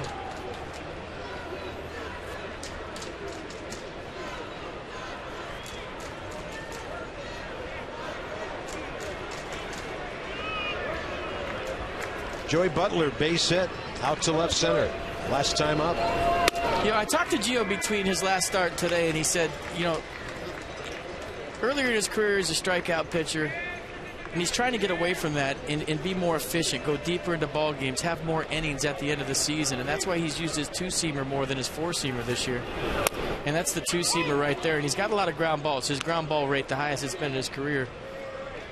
And he said it takes so much work to strike guys out, and it's taken innings off my career and off my season, that he's looking for some early outs. And last time out against the Yankees, he did just that. He's struggling here today with his command and staying on his backside, which when he's effective, that's what he does. There's a little pause in his delivery at the top. It's a gather, and and he's kind of been drifting and not staying over the rubber as long as he usually does when he's effective. But I like that, Carp. The reason I told that story, I like that mentality that he has, that strikeouts are kind of overrated. Yeah. And he said as soon as I said that, then Max goes out and strikes out 16. I talked to him yesterday about it. Well, Gio knows some days you're unhittable. That's past Escobar. Rivera stopped at third. Michael A. Taylor will hit the cutoff man. And again, the Rays have the bases loaded with nobody out.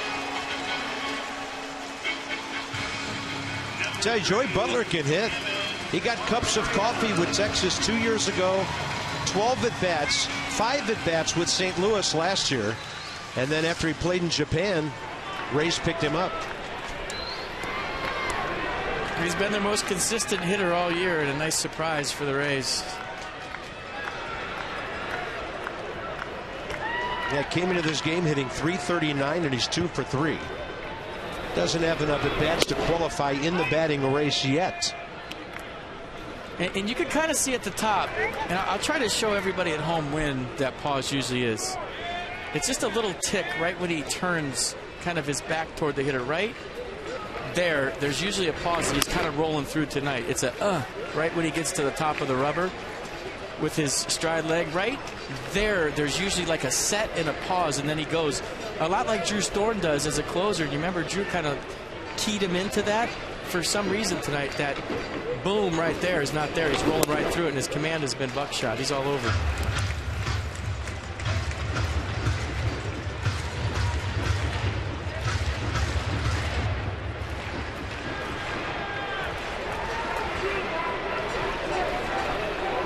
Two-one pitch. Had to throw a strike. It's not for the most part, and it's 2-2. Excuse me, Carb. It's not as much and as pronounced as Drew Storm's pause at the top. Right. But nevertheless, when you watch him pitch every day, there's just a little kind of gather right at the top of his delivery before he goes towards home that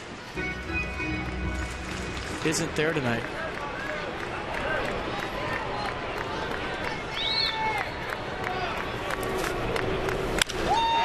And the ball popped up, but it's going to carry far enough into center where Rivera can score. Spans fires to third.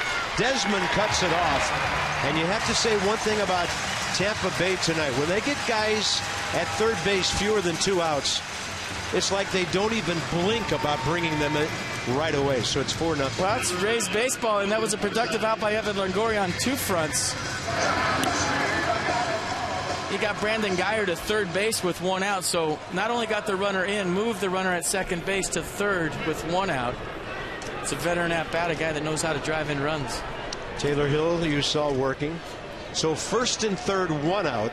And here's Logan Forsythe. He's 2 for 2.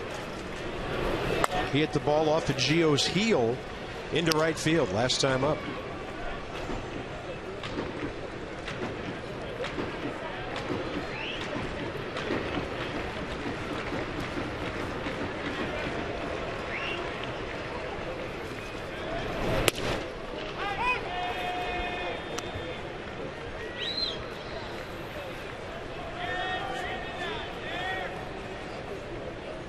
Forsythe, 28 years old,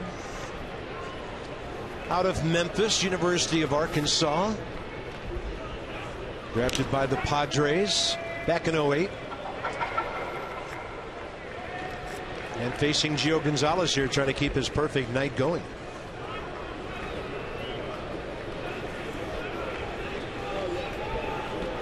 Joey Butler with a medium lead. Creeping. And a 1-1. He's got Gio thinking about him.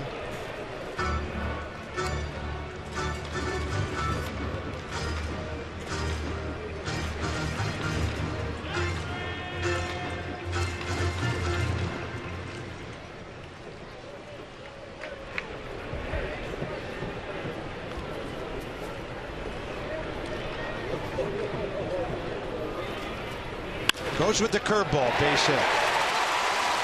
Forsythe 3 for 3, 5-0 Tampa Bay.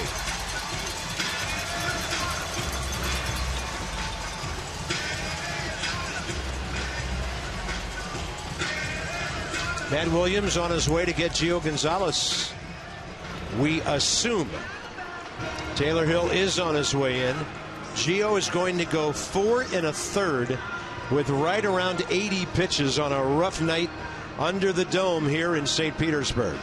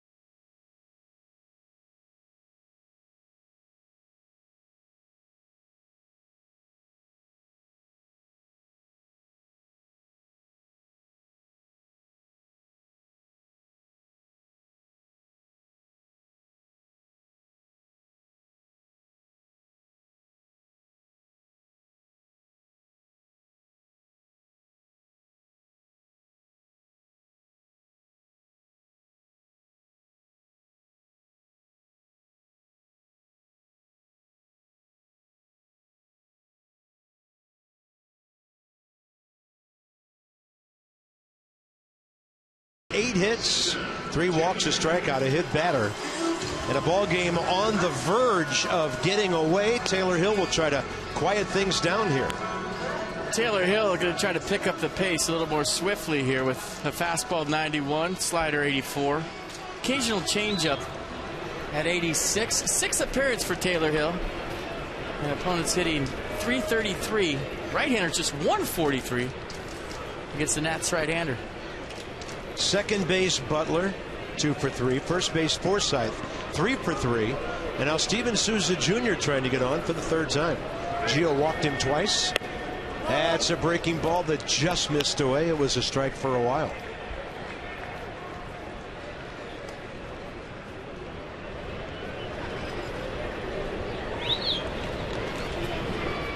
Nats need a ground ball right at somebody here. Good pitch on which to get it. 91 with sink and run.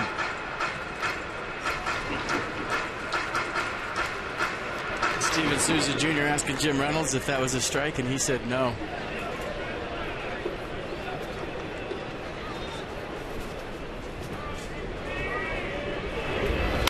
Then the breaking ball in the check swing.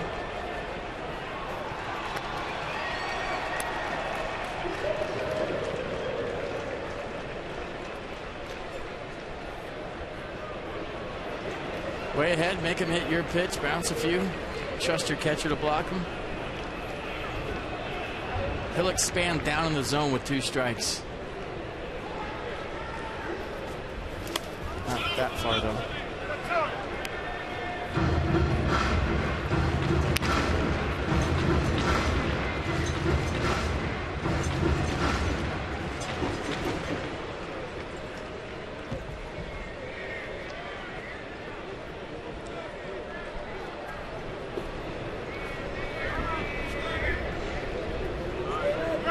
Long look on a 2-2. I don't know if the hitter got time. He stepped out as if he did. I don't think time had been called. I mean, it was? Yeah. Okay. You didn't hear Jim Reynolds scream it? Well, I don't know if it's the umpire or some fans. Yeah, good call. He did not motion it. You're absolutely right. He just yelled it. Okay, so the count stays 2-2. That's a good point, buddy. Usually umpires will go step one way or the other to give the visual sign. You're right. And he didn't. Runners going on a 2-2 pitch, and they double steal without a throw.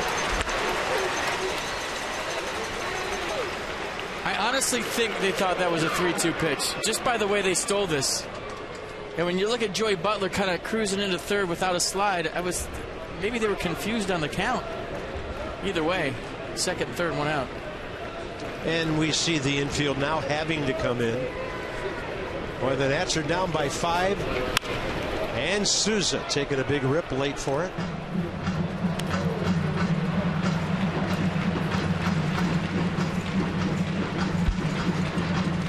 I'm telling you, Kiermaier's double in the second turned this whole game around. He energized his ball club with a ground ball up the middle.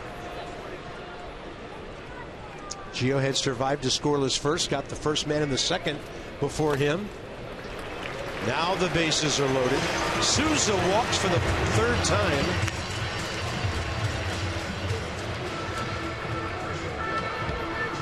Number 10, Jake Elmore. And Jake Elmore will be the hitter, 0 for 1 with a sac fly.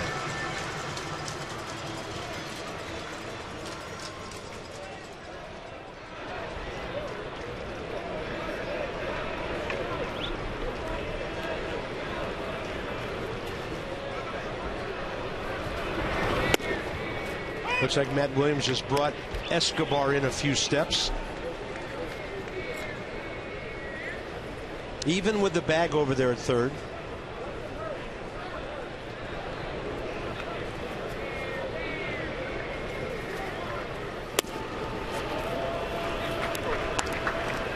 And 1 out, you're thinking, okay, ground ball double play, but with Yudel Escobar in on the grass, Danny Espinosa in on the grass,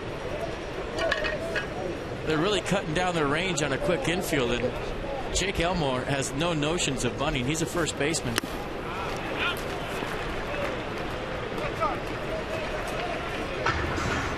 I mean, with no outs, maybe you cut down the run at home, but with 1 out, you try to get range right here and turn the 5-4-3. And Taylor Hill just trying to throw a strike and get the Rays to put the ball in play.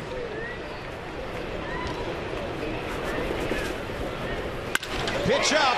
Desmond grabs the line drive. And the other runners do a good job of staying home to avoid the double play. 2 outs. Number 13, Yeah, ball hit hard. Good base running. Going back to the bag. Low line drive in the infield. Nowhere to go. 2 outs now, and Asdrubal Cabrera 0 for 2 with a couple of fly balls. And now he turns around and bats from the left side, where he's only 209. 196 coming in right-handed, 209 this side. And that pitch was a strike earlier tonight.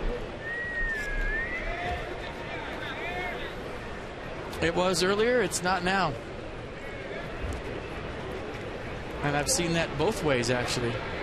Ramirez has thrown some down there, too, that he hasn't gotten.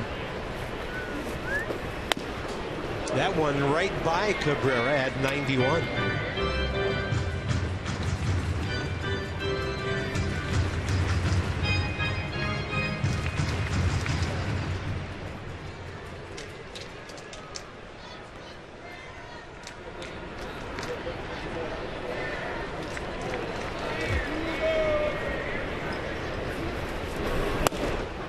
Good action on that 91. Strike 2.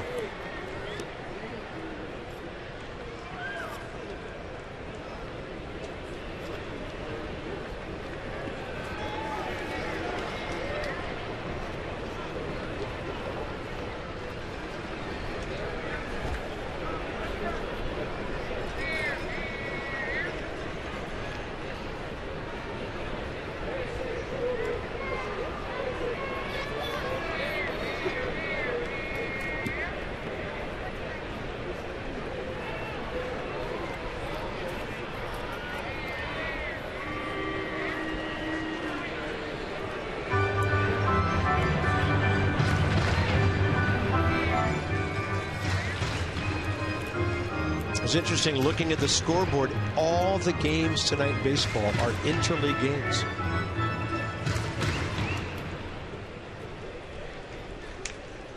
Two here, 2 at home with the Rays. Kind of like that 4-game sequence the Nationals had with the Orioles last year. 1-2 with 2 outs. And that is a thing of beauty. Little slider or a cutter that came back to the outside edge. So Taylor Hill gets out of the inning, but with the Nats down by 5, Denard Spano has 1 hit tonight, the subject of our Mazda Dua. Nats need him aboard, and then a whole bunch more right behind him.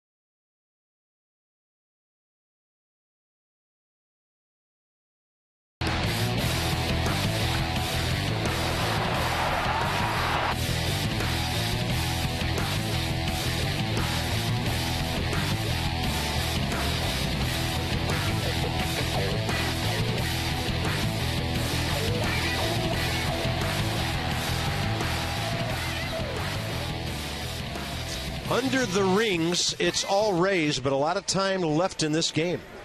Top of the 5th inning. Old school Nats jersey. Denard Span, 1 for 2.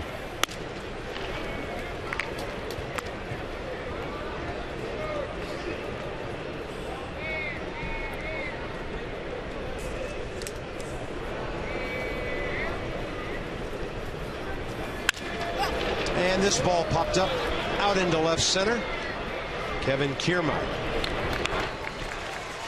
Anthony Rendon has a double tonight, and Dan has more. Bob, Anthony Rendon is now 10 games into his 2015 season. He's hitting .222 coming into today, but he has a hit and a walk in each of his last 5 games. I asked him today about how he feels at the plate coming back from his long stint on the DL. He said it's still a process.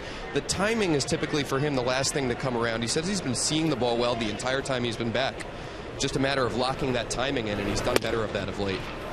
Yeah, he was 3 for his first 8 when he came back.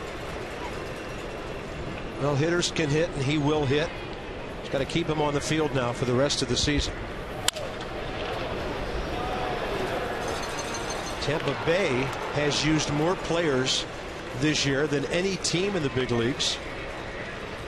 Drew Smyly, Alex Cobb, who many were considering their potential ace. They're both disabled. They've lost a catcher, John Jaso, and outfielder Desmond Jennings. James Loney, longtime Dodger, who came over here. So these are 2 of the beat-up ball clubs in big league ball right now. Yeah, timing thing that Dan was talking about be a little easier for Rendon because he doesn't have a lot going on with his swing. It's a low-maintenance swing. And what does that mean? Well, he doesn't have a lot going on up there. It's just foot down, hands relaxed. So if you're talking about your timing, if you're a leg kick guy or you're a guy like Ryan Zimmerman that has a lot going on, getting your timing back is going to take longer. With Anthony Rendon, it's going to take shorter because he's very simple up there. And it's the ideal way to hit. There's guys that wish they could just set their foot down and create bat speed from 0 to 60 like he does, but most guys have to get back, get a leg kick, get something going and generate it to catch 95 out front. 3-2 pitch, and Rendon able to follow back. He doesn't. He just got lightning quick hands, so just set that foot down and let it fly. Take a look at it. Foot down early, and look how quick his hands are. So to Dan's point, yeah, the timing's coming, but it shouldn't take very long.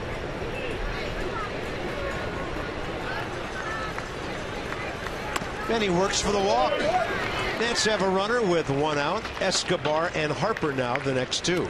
Number 5. Masson is giving you a chance to win tickets to Ryan Zimmerman's A Night at the Park with special guest performance by Kip Moore. Who doesn't love Kip Moore? Seriously, he's fantastic. One of my favorites. Check out Masson Nationals on Twitter and Facebook to find out how you can win and help support the Zims Foundation in its fight against multiple sclerosis. Great night. My favorite night of the year by far. Can't wait. Here's Escobar. 0 for 1, fielder's choice, and hit by a pitch. Glad to see him still in there. And by the way, I remember a conversation I had with David Vincent, one of our fine official scorers at the ballpark a couple of years ago. If a base runner tries to steal second and then overruns the bag, it's not a steal and a putout. It's considered a continuation play where it is a caught stealing. That same thinking denied Escobar a base hit first time up. So that's why they called it the fielder's choice. Even though the runner initially made it to second base and then the overslide, still considered a continuation. So with that in mind, he'll just get a clean single right there. That was a great explanation, Bob, but I'm still not buying it. I know that's the rule, and it's a continuation play, a lot like a catch in the NFL. You got to continue the act or whatever. But that's a clean single. And now Yunel Escobar, in my scorebook, 2 for 2 with a hit by pitch. Yeah. That ball, by the way, was on the ground so long it picked up a lot of tread before Kevin Kirkmeyer picked it up. People think I'm joking about the chopped up tires in the turf. That's exactly what it is. Yeah. Well, if you see a line drive hit, you'll see what appears to be black dirt on TV bouncing up off the ground. That's the ground up little pieces of rubber that make this a more true surface than the old time rock hard AstroTurf. So here's Bryce, who could change this game in a moment. Xavier Cedeno. And then joined by the right-hander, Brandon Gomes. So the X-Man resurfaces here in St. Pete. Harper a strikeout and a walk.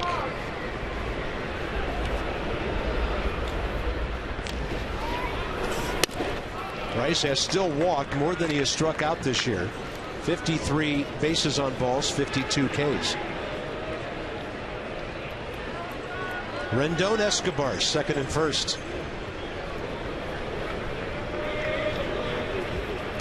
And the Rays are shifting on Bryce with Asdrubal Cabrera right behind the runner.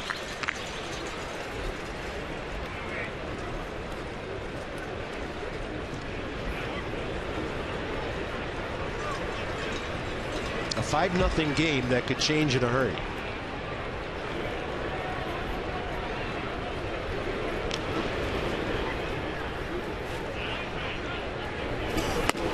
Fastball up, hard to catch up. Well, he's just not able to stay on his backside. This is a different swing tonight here from Bryce.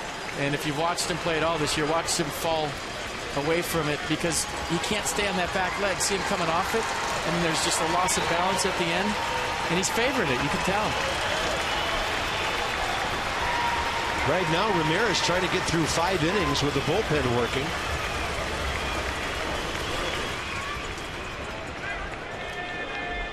He had thrown 76 pitches through 4. He's walked a man here in the 5th.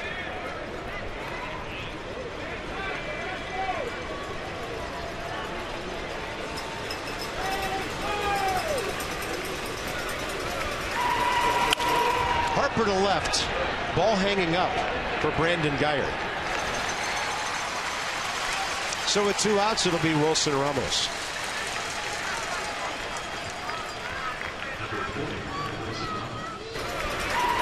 The reason Bryce has been successful this year is because he's had a base underneath him. He stayed on his legs. If you remember in 14, 13, and 12, he was a jumpy guy attacking the baseball with a leg kick. And all the success this year has been based on his calm approach at the plate and his base and staying on his legs. Tonight he can't. He's trying. He's giving it the best he can, but he just can't stay on his backside. That's a base hit to left by Ramos. Rendon will be held by Bob Henley. Ball got out to Guyer quickly on the artificial surface, and the bases will be loaded for Clint Robinson. Yeah, usually with 2 outs, Bob Henley sends everybody. You see him thinking about it right there, thinking about it. And the line moving here in the 5th. Bases loaded in the 3rd. The Nats were looking for a big hit. Bases loaded in the 5th again. Nats looking for a big hit. Glenn Robinson has walked and popped up to short center. Caught by Cabrera.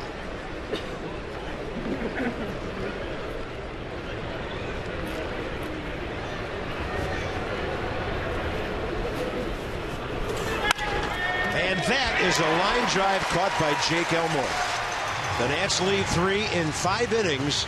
They have stranded 9 base runners. 5-0 Rays. Ramirez gets his 5 innings. We'll see how long he stays.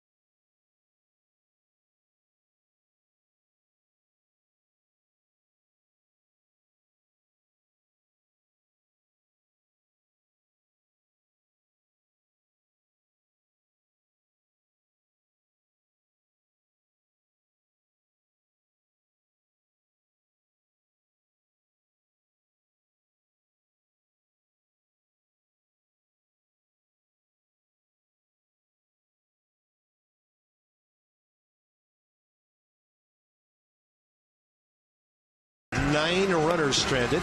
Come out to the ballpark Friday. Nats Pirates starting off that weekend series. Happy hour, Miller Lite scoreboard walk. $6 beer specials, live music starting at 4:30 until first pitch. And the first 15,000 fans, ages 21 and up, receive a Nationals Pilsner Cup from Miller Lite.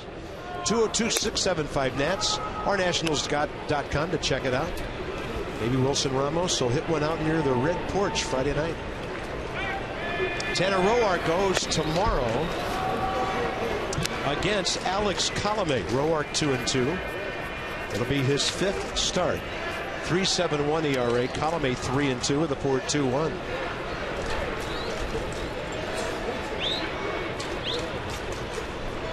For the Rays, bottom 5. Kiermaier, Rivera, Geyer.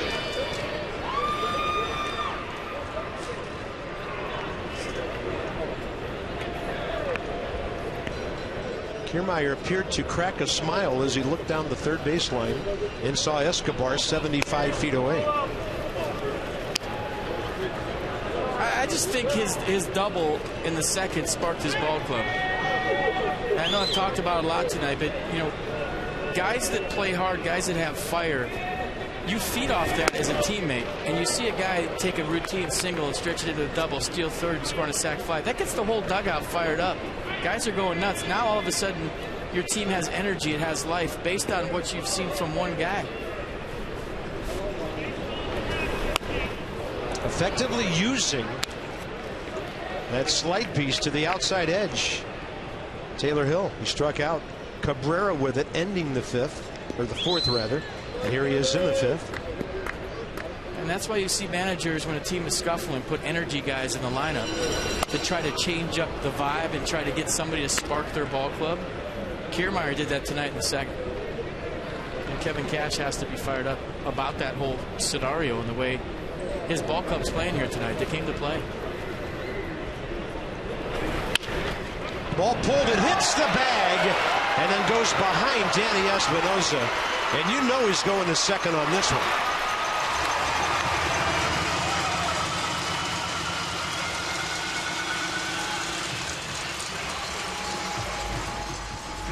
2 for 3 with a pair of doubles. Oh, nothing you do about this one if you're Danny Espinosa. This ball right on the line, hugging it. He tried the barehanded. That might have been the play of the year if he'd have barehanded that and got him out. Look at the barehand effort, and he lands hard on his backside. And Kiermaier, I watched him come around first. He might be the fastest guy I've seen this year besides D. Gordon.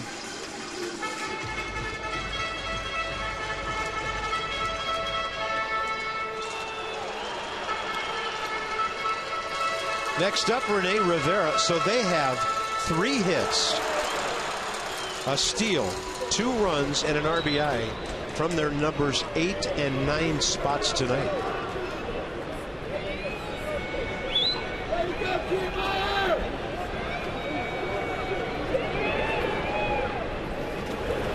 And Taylor Hill coming home quickly.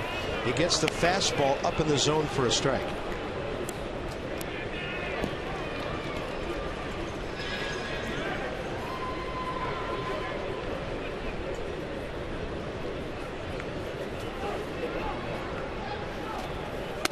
Another heater. Didn't miss by much.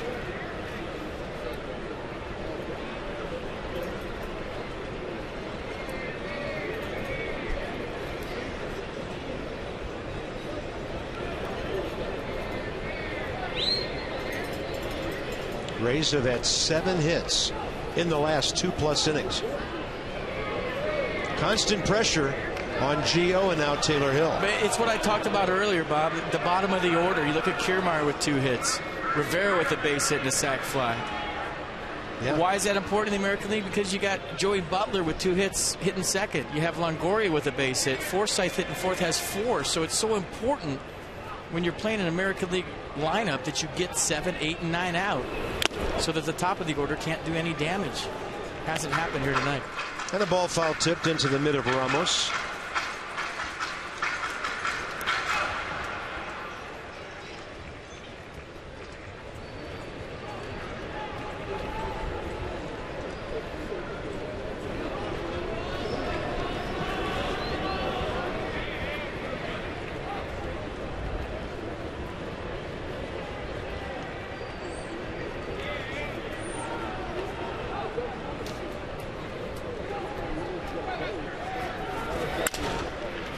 Jammed him and broke his bat with a running fastball. Yeah, that's not dying a hero on a bouncer foul down the left field line.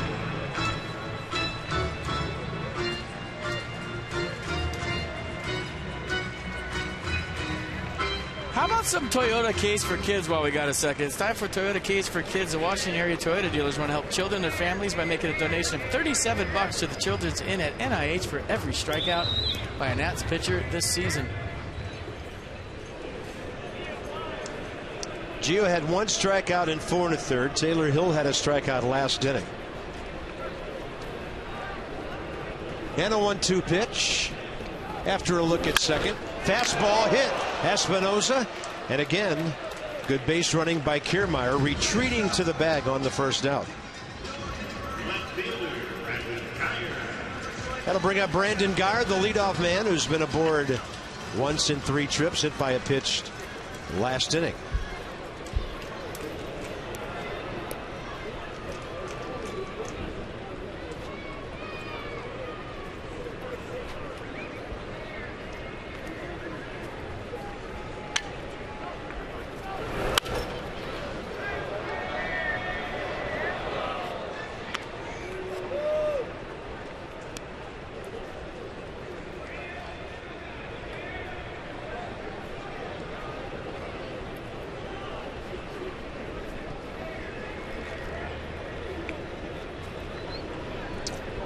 See where Ramos goes. He'll go inside, and it's a bouncing ball foul to the pole side.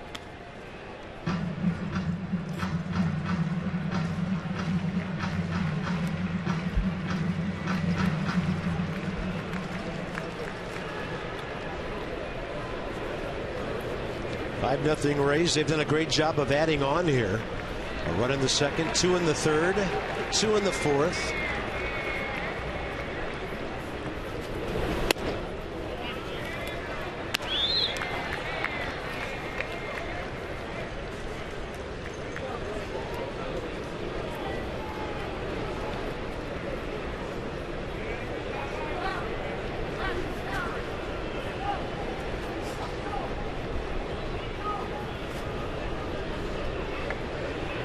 And Taylor will step off.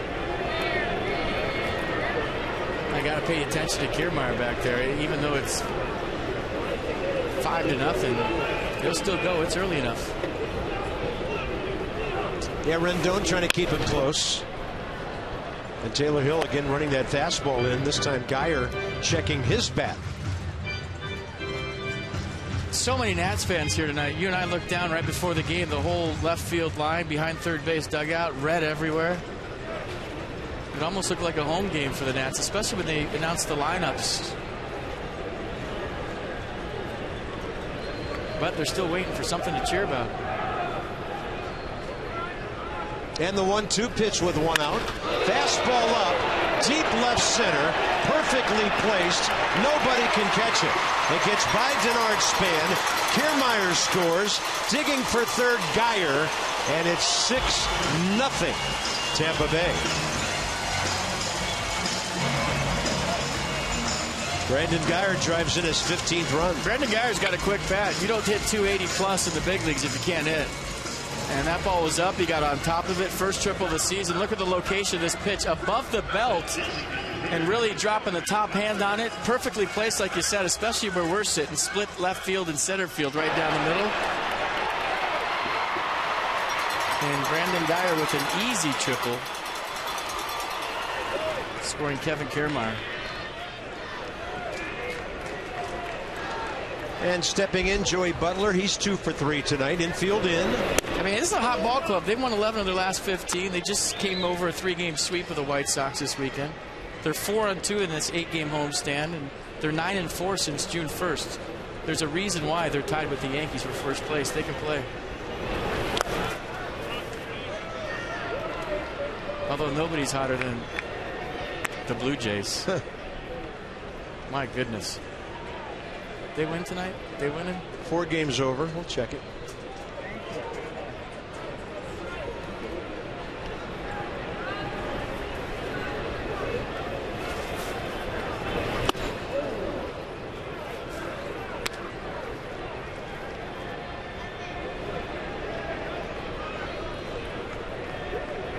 They did get a run in the first on a Bautista homer, his 12th at New York.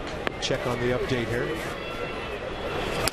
That's way inside, and down the first base goes Joey Butler.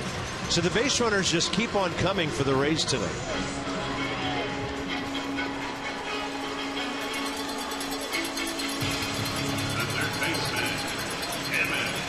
Toronto trailing the Mets 2-1, 7th inning.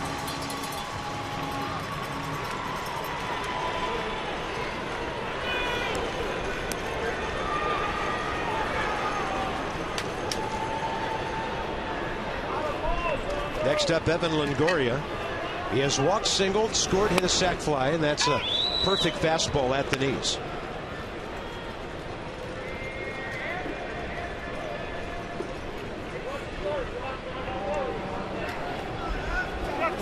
Yeah, Blue Jays are trying to make franchise history tonight with their 12th straight win. Haven't lost since they played the Nats. I know. Things were looking pretty good with the first win of that series. And now Longoria takes one on the hands up and in.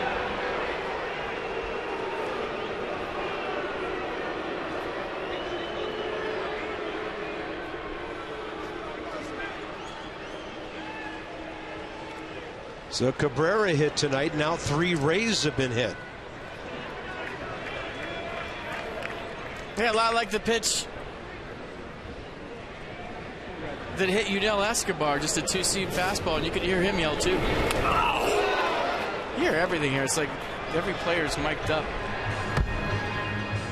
So maybe some earmuffs at times at home in this series because it's so quiet. Longoria's coming out.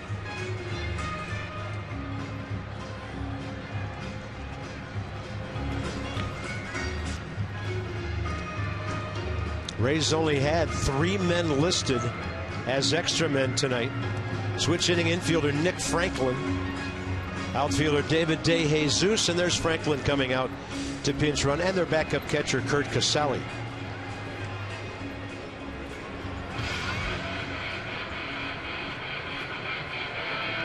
second baseman, Logan Forsythe.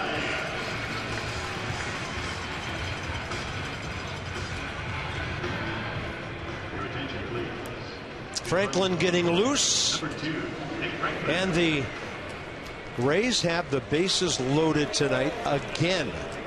Logan Forsythe 3 for 3, RBI singles his last 2 times.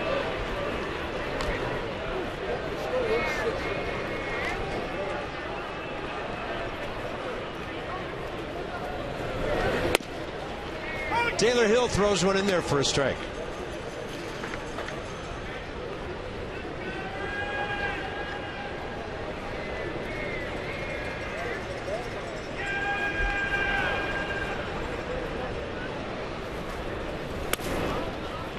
I don't know if that was third baseman for third baseman, but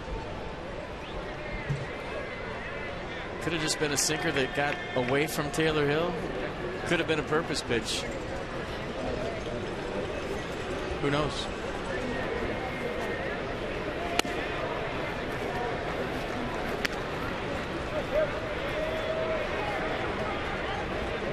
Long night for the Nats pitching staff here. Gio 4 1/3, 79 pitches. It took Hill 15 pitches to get 2 outs to finish that 4th inning, and now more hot water here, and that's a good looking fastball to the outside edge. 2 balls, 2 strikes.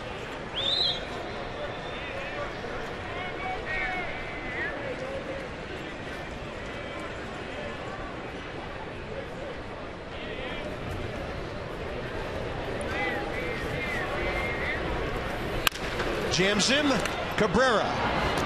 Rendon and the Nats go around the horn to turn a 5-4-3 double play ball. Been waiting for that all night long, but the Rays add on another and they lead 6-0.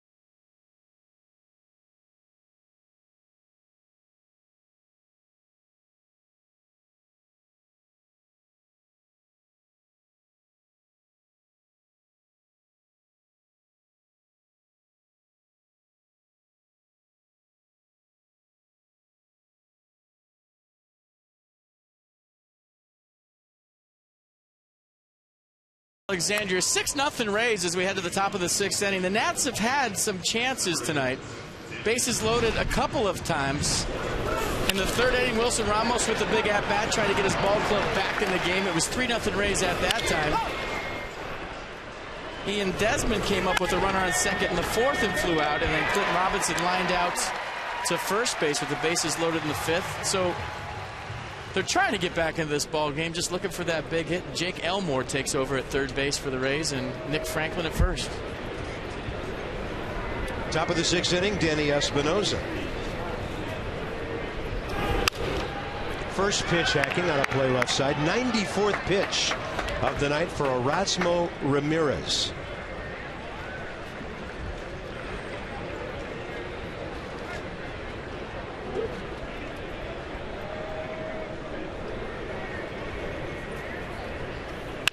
Espinosa going the other way. Brandon Guyer cruising over to get it on a ball that was slicing away from him, and Espinosa 0 for 3. Nats box score, they've had hits in every inning except the 2nd. Had to walk that frame. but unable to put hits together. Last inning, the only time they've had 2 hits in the inning, loaded them up with 2 outs, and then Clint Robinson lined out to Jake Elmore over at first base. Here's Michael A. Taylor and a fastball by him.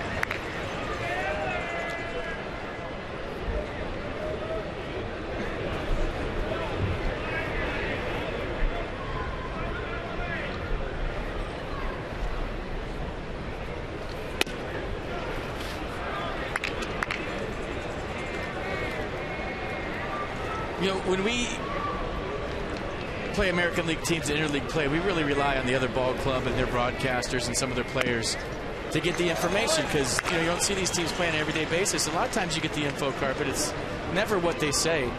Tonight, dead on scouting report. A team that has an overachieving starting rotation that goes deeper into games than they expected. A scrappy offense and great defense, and we've seen it all on display here in the first 6 innings. That's a pretty good looking breaking ball.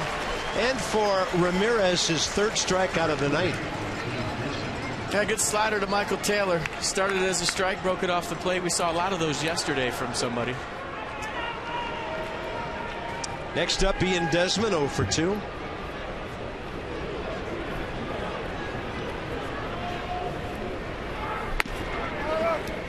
And that one stays up and in.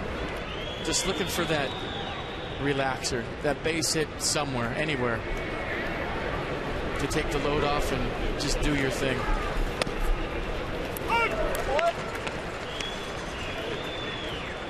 So he's over 100 pitches now.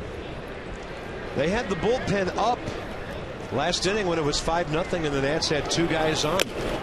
Ian Desmond late for 92 on a foul tip.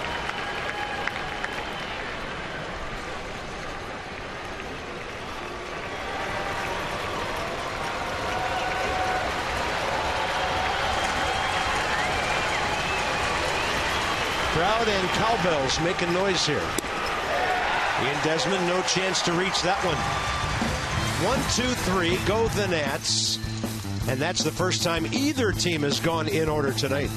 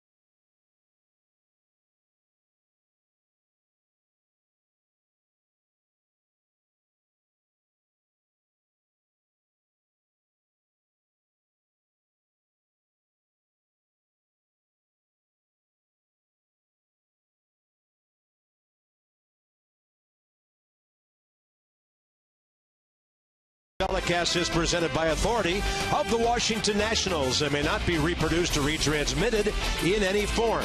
And the accounts and descriptions of this game may not be disseminated without the expressed written consent of the Washington Nationals. On to the bottom of the 6th inning. Not a whole lot Matt Williams can do at this point. This ball club down to their final 3 outs. And look at the multi-hit games the Rays are enjoying tonight. Their DH Joey Butler, Logan Forsythe, 2 RBIs on 3 singles, and then as we mentioned, the production they're getting from the bottom of the batting order tonight. Steven Souza Jr. has walked 3 times, and that's ball 1. He didn't need to bring his bat to the game today.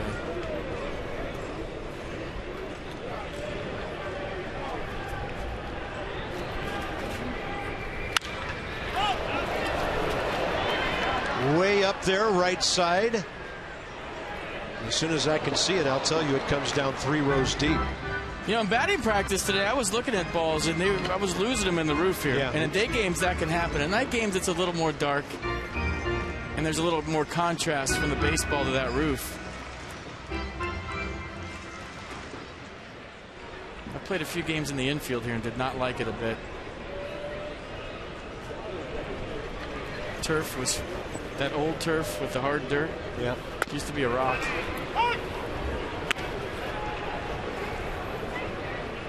Astro turf.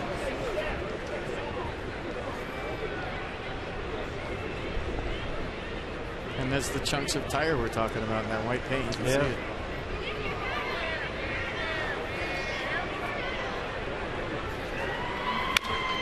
A lot of talk about a new stadium here eventually, but they haven't been able to put anything together. The folks in St. Pete don't want it to go to Tampa, which obviously is already a big league market for hockey and NFL football. They've talked about a river, or rather a lakefront stadium here over not too far from us, but some of the local residents don't want a big baseball stadium right on the water over there for traffic and other considerations. So it's been a long-term problem here, what to do about where the Rays are going to play. You finish in first place and nobody comes. I'm not building a new stadium. It just doesn't make sense. Yeah. And just think if the Yankees would have been the first ones that had artificial surface, it'd be Yankee turf. AstroTurf necessitated by the Astrodome where they couldn't grow grass. Well, they tried. They tried. And the sun came in through the windows and nobody could see the ball, so they painted the windows and the grass died. And there's something about Steven Souza Jr. tonight. He's just walked for the 4th straight time. On this place, Dan has more.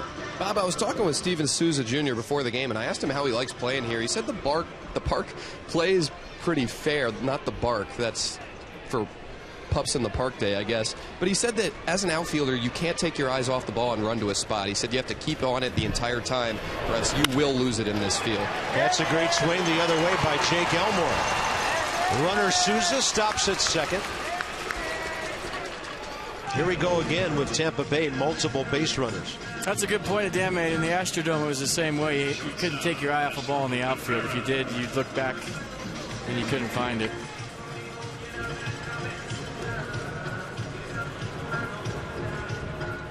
I mean, the way the Rays are grinding out at bats and putting base runners on every inning, this doesn't feel like a 6-0 game. It feels like a 16-0 game. It really does. Yeah.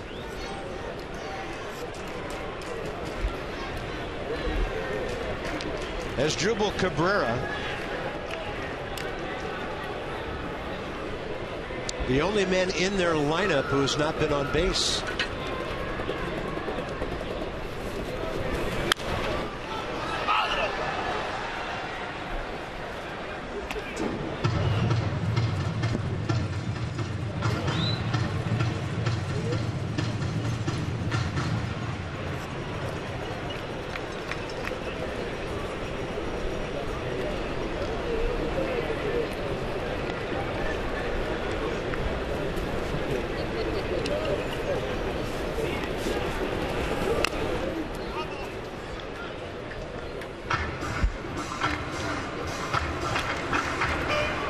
The Rays don't look like a team that has played .500 ball at home, 18-18. Well, like I said, they've won 11 of their last 15. They're hot. 3-game sweep. Yeah, young managers. Just saw Craig Counsell in Milwaukee and Kevin Cash, 37 years of age here. A Tampa native, by the way. And that stays outside. And were you as surprised as I was by Bud Black's dismissal today by the Padres? You know, I heard some rumblings when we were out there, actually, that he was on the hot seat from some people within the organization. But, yeah, he's a good baseball man. I feel like he's going to find himself a job quick whenever he wants it. And a 1-2, 91. Taylor Hill gets Cabrera on strikes. First out here, 6th inning. All right, how about a T-Mobile game changer? And we're going back to that double in the second by Kevin Kiermaier.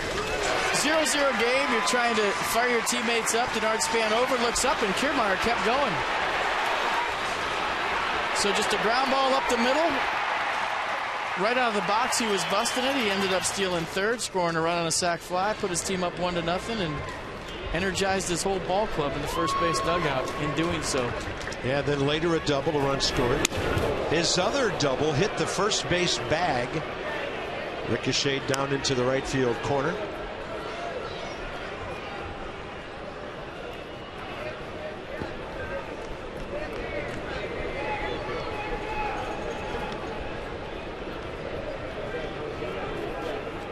Just under belt high on that one.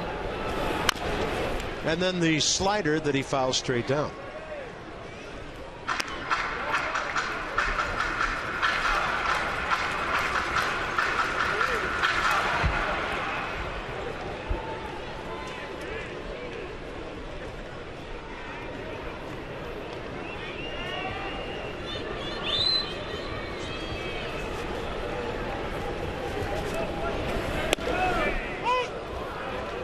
Slider off the plate, broke it back.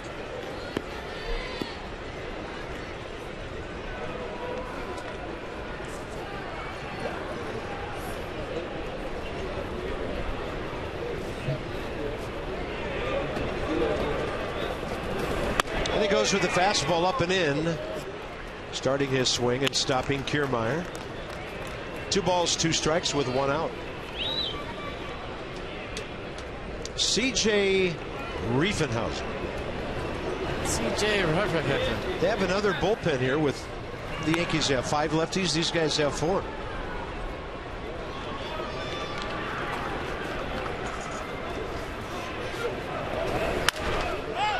And this ball popped up to the left side. Ian Desmond will call off Escobar. And that's the second out here in the 6th inning. Down to the bottom of the order now. And the catcher, Rene Rivera.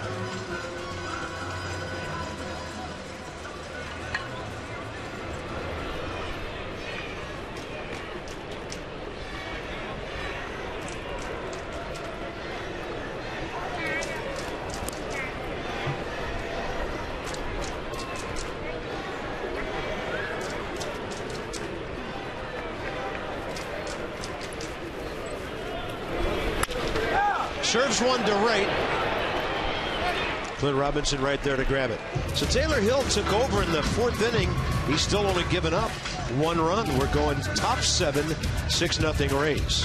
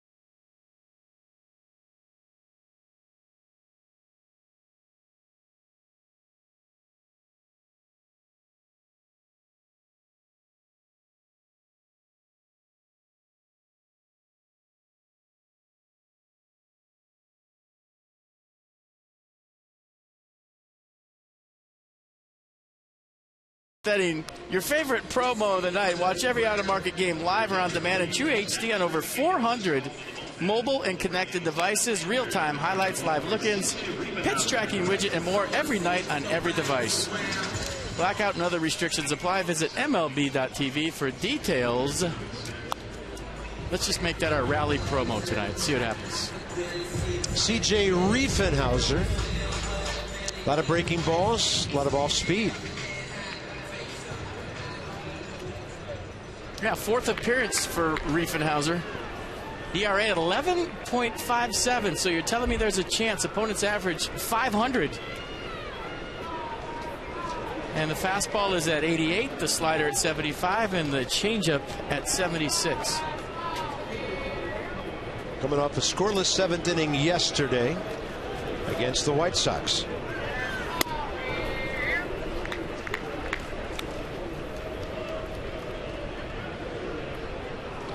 Denard's hit the ball to the middle part of the ballpark all 3 times. A base hit to right center, and then 2 flies to center field.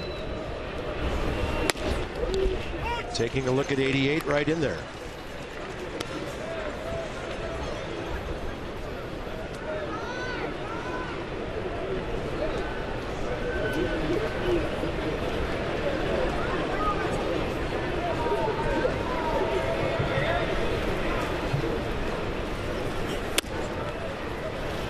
.79 with the curveball outside. Riefenhauser, a 20th rounder 5 years ago.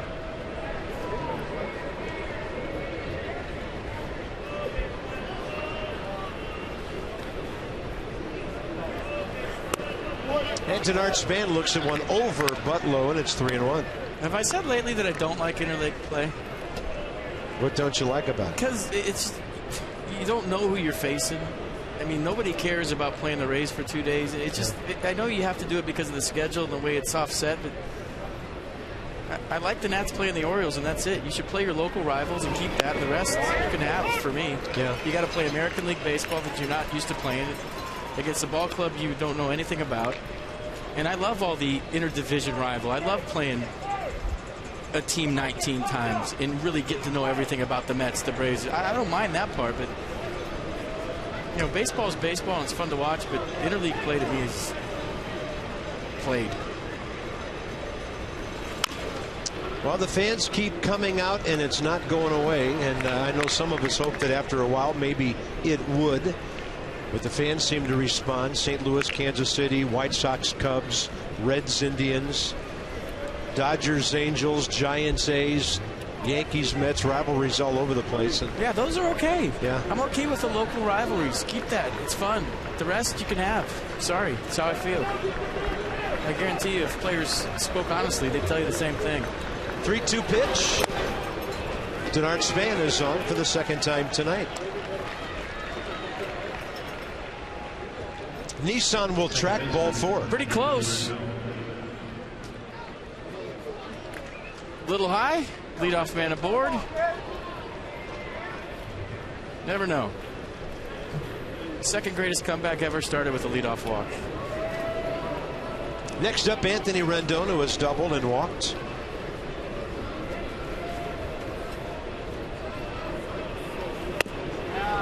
That is a fastball 90 to the outside edge.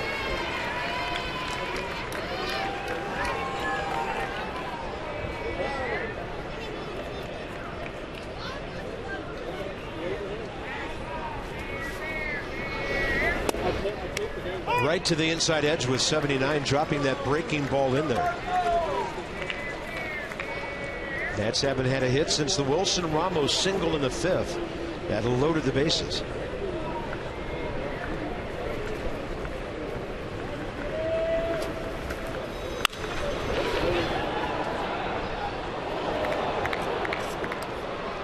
That almost got him. No, it's wait. No, yeah. Not even close, sir. The ball's about 2 sections away. Sir.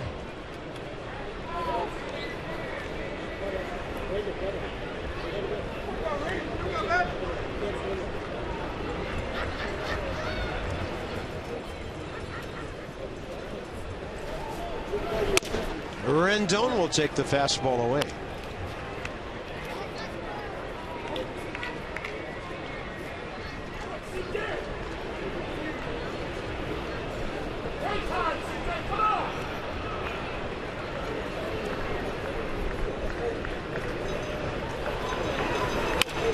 That is outside the line.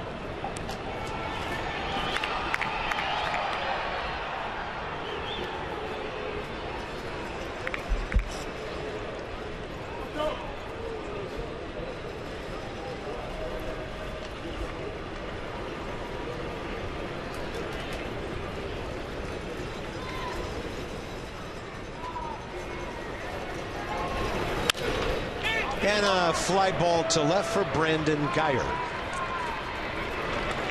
That's the first out here in the 7th. Bats are quiet.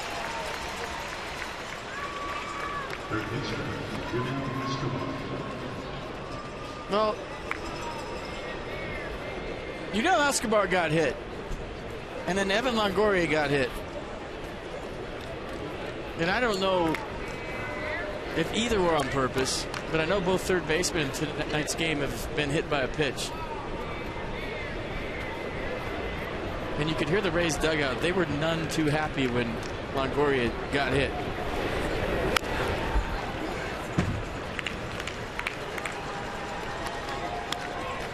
And the one thing you don't want to get into right now, if you're Matt Williams Ball Club, is a beam brawl war with anybody, because you're already dinged up. Yeah. And you never know if someone's just going to wing one at one of your best players and then you lose them. So, you know, even though they got hit 4 times in Milwaukee, you can't afford to lose anybody else and start to sling that ball around and get somebody hurt. I think that's why you didn't see any retaliation for 4 hit batsmen in Milwaukee. And like I said, I don't know what happened here tonight. You saw it. I saw it. Escobar hits one right on the sweet spot, right to Brandon Guyer. 2 outs. Escobar third inning, and then Longoria after that. And we've seen this with Yunel Escobar a few times this year, diving out for the slider, getting hit on the hands because he's so aggressive to the outer half of the plate. And that pitch from Gio Gonzalez got Brandon Guyer, not on purpose, and Longoria got hit and left this game.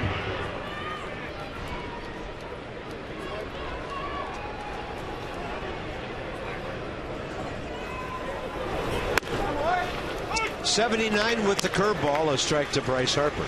Bryce over 2 with a base on balls.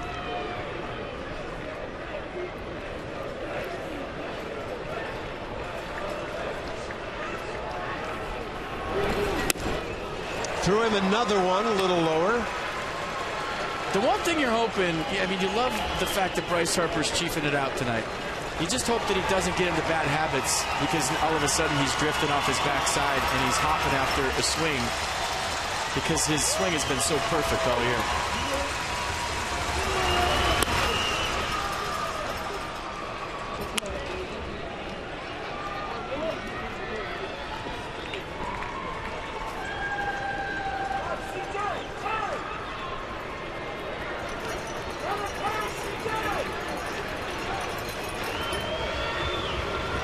One and 2 with a man aboard here in the 7th. They play Bryce absolutely straight away around the outfield.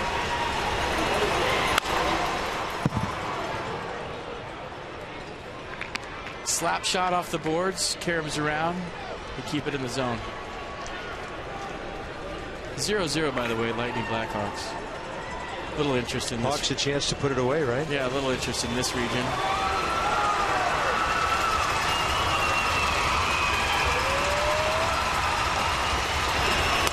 Harper takes it up and away.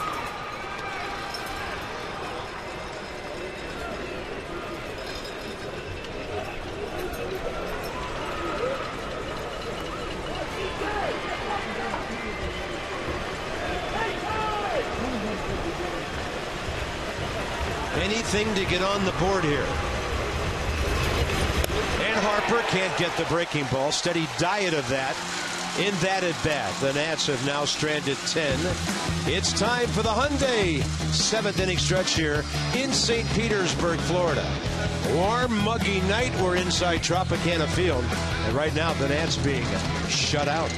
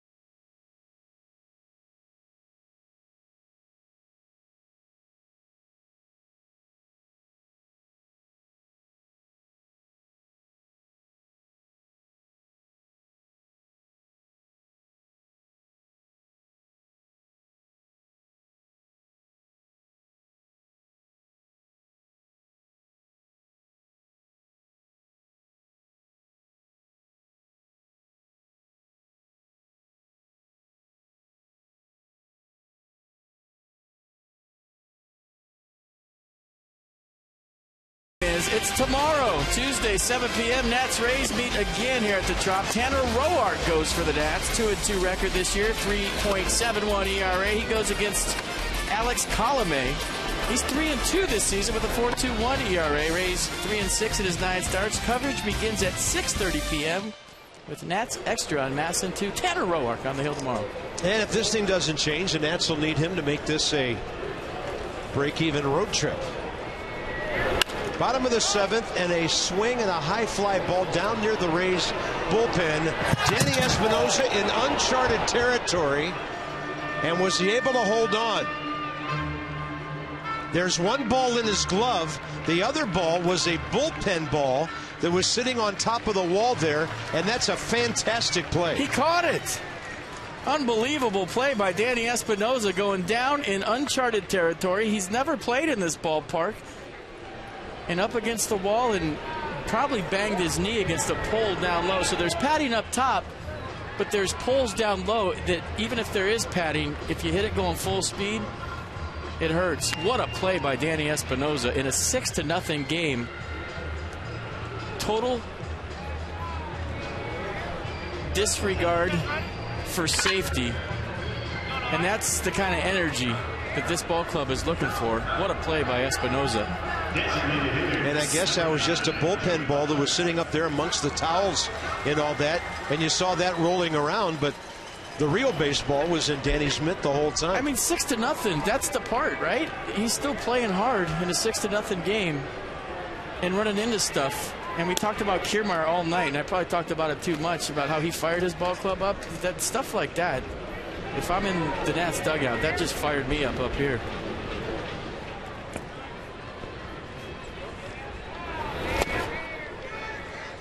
Taylor Hill, now in his 4th inning of work. Never played first base, never been in this ballpark. 6-0 game, made that play. Yeah, that's impressive. And a ball to right, and Clint Robinson right there to receive that. 2 outs, and we'll get our first look at Nick Franklin. Well, you're going to see this a lot tonight. And look at the hustle. One more peek. And then you see him kind of hit the bench there. Did his left leg hit that bench? See, I couldn't see it from that angle, but the high home shot showed him hitting the wood part of the bench.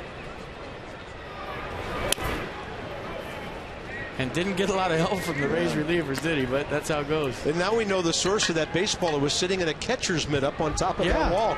He sent the mitt into the first row. A lot of debris, a lot of supplies down there at the Rays bullpen. Yeah, we were dealing with a lot of stuff. There's Starbucks. See the Starbucks logo. Boom. That should get me a free Grande Blonde tomorrow. Add a shot. Some sunflower seeds, towels, baseballs, supplies. Did you see the supplies? It just said supplies on that cooler, by the way. Yeah. Look at supplies. So you're telling me that scouts like their coffee black, but analysts like lattes? Okay. No. Remember last week you made fun of me when I said a scout was getting a latte. A Grande Blonde is a black coffee. I add a shot to it. Okay, that's and good. then I'm just ready. Hey, I don't know my coffee. It's ready to run through a wall after that. I admit. So there's all kinds of stuff down there. That was a great play. 2-2 with 2 outs here in the 7th. Taylor Hill could use a 1-2-3 inning, and there it is. 90 with a little bit of run on it. Well done. So this game into the 8th, he has settled things down. Can the offense get things going? Ramos in the 8th.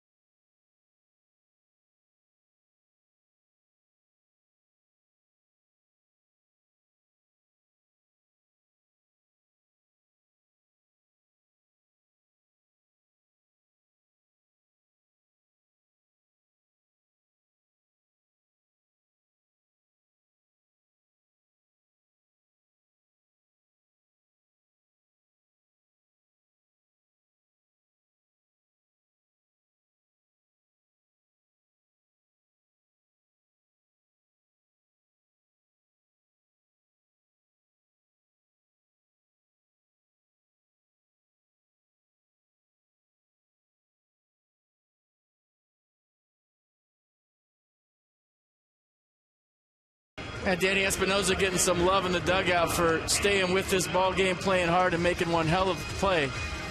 And his knees probably hurting him a little bit after that one, but that was inspirational. Peanuts are back in Woodbridge June 18th through the 21st. Come out to the Fitz for Michael A. Taylor Flat Top Bobblehead Night, Famous Cowboy Monkey Rodeo and Kids Petting Zoo, and our special Superhero Father Celebration. For all your ticket and promotional information, find us on the website at PotomacNationals.com. This is left-hander Enny Romero for the Rays.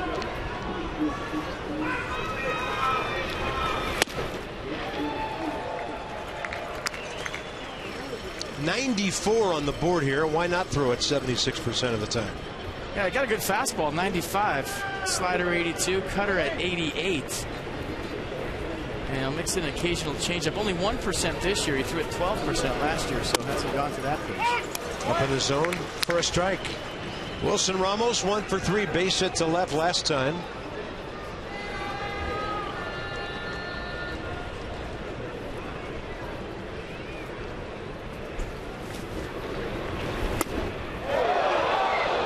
Wilson Ramos, as he often does, letting go of the bat. And that guy's like, he's not getting it back. That's a different Nats hat. I haven't seen that one before.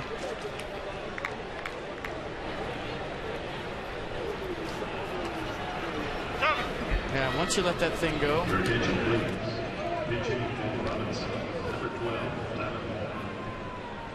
So Tyler Moore now will pinch hit for Clint Robinson. They'll probably trade it out. Relax. They're going to trade another bat for the gamer. It's standard operating procedure. Dad was ready to use it on the security guard. Oh my goodness. Jeez. He was going nuts. You're not taking my kid's bat. You always get a different one. You just don't get the gamer. So if that ever happens to anybody, don't panic like he just did. Relax. Relax. Tyler Moore for Robinson here. That's the Nats Partridge Family bus hat, by the way, that that kid is wearing. I like it. I think I love it. Yeah, there you go. It's cool. Wow. Got a bat, got a hat. Looks like he's got the 4th of July jersey on, too, if I'm not mistaken. And a heater upstairs to Tyler, who has 4 pinch hits this year, a homer and 3 RBIs. 24-year-old Enny Romero from Santo Domingo. His entire professional career with the Rays since '08. Tyler Moore breaking his bat. How well was it placed? Logan Forsythe showing a lot of range, ending up deep in the shortstop hole. 2 outs. Tyler Moore's had a few of these this year. If I'm not mistaken, Daniel Murphy from the Mets took one away from him just like this. It was a jump throw. This time Forsythe stays on his feet. But Murphy, same way. Shortstop side of second base. Took a hit away from Tyler Moore, and Forsythe does it here again tonight. Twice that's happened to Tyler Moore. Danny Espinosa 0 for 3. Goes up hacking. It's out of play. It was just below the C ring. No, wait a minute. That was the B ring. Sorry. The B ring.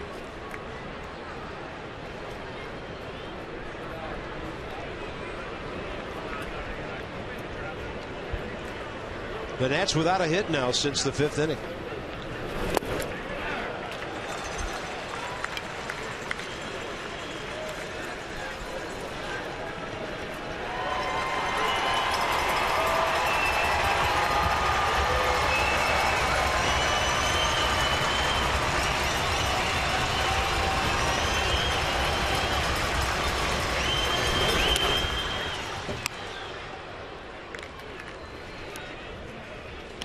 This guy's got a little Carlos Perez in him, my former teammate in Montreal.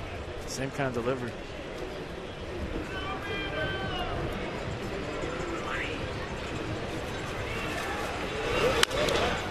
Look down. Nice pick. Told you there's Nats fans everywhere in this ballpark. 10,216 the announced attendance this evening.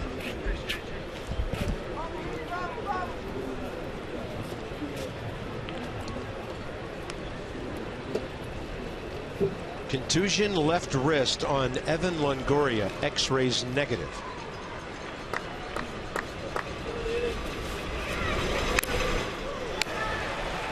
Well, that's good news.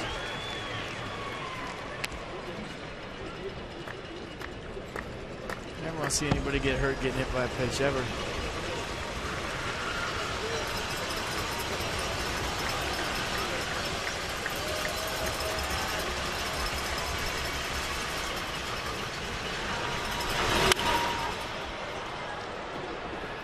Danny Espinosa definitely showed up for this at bat in swing mode. Well, he's been playing out of his uni lately. He's been dirty every night, getting on base, playing as hard as anybody. It's fun to watch.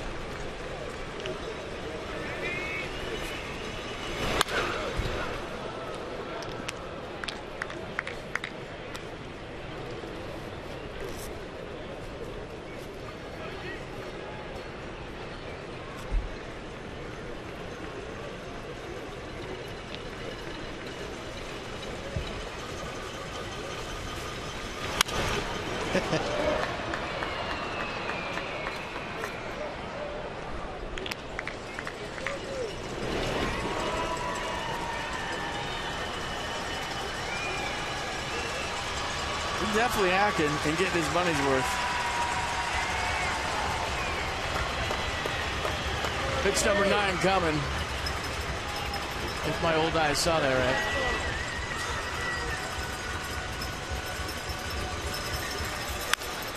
Pitch number 10 coming. And Danny Espinosa is refusing to let Rene Rivera catch a ball. David Carpenter getting hot down the bullpen.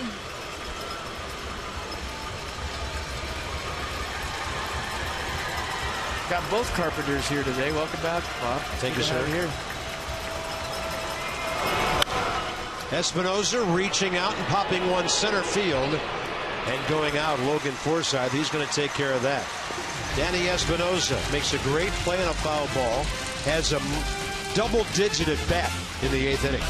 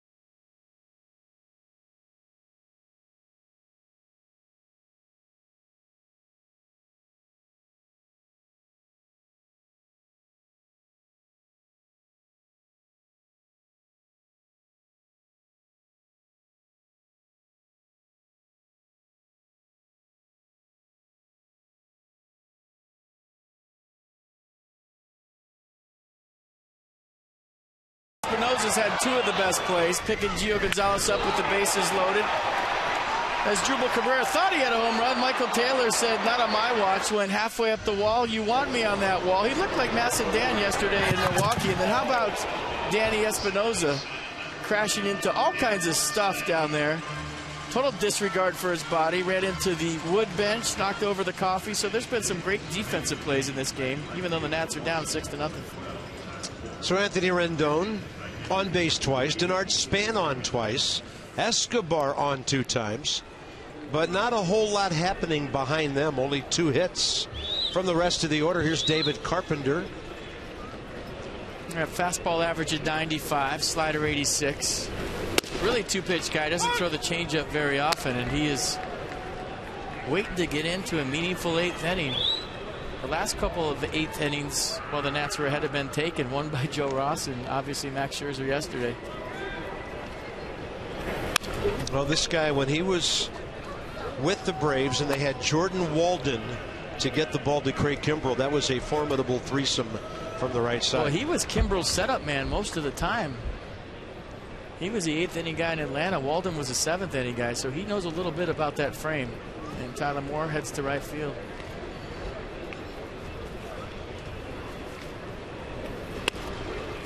'87 on the hard slider.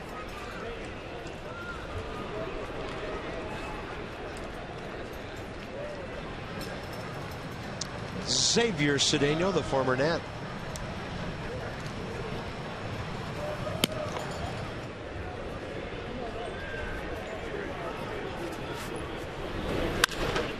That's just overpowering a hitter with 95.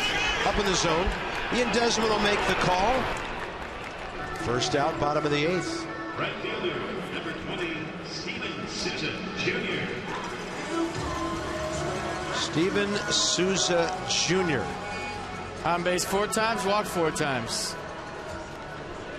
4 walks. That's got to be some sort of Rays record, doesn't it? Tying at least.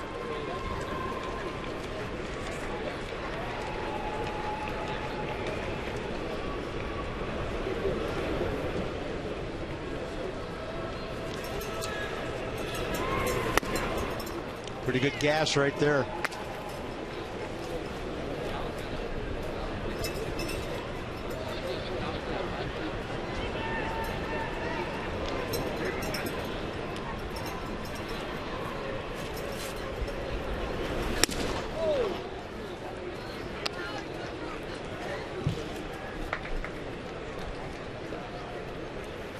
Steven Souza Jr. 0 for 2 career against the right-hander.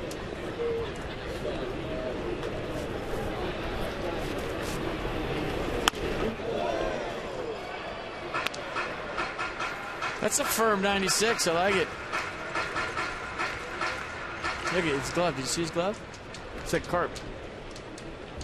It's carp on it. I like it. We had Mike Carp in spring training, right?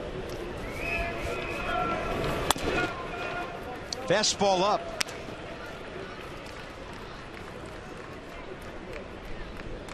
There it is.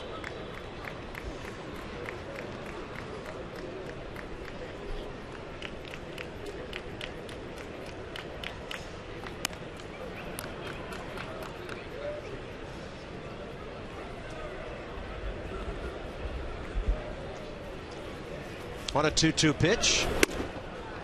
Goes with the slider away, and the count's full. So he's never walked more than twice in a game in his career, and if he walks right here, it'll tie a Rays record at 5.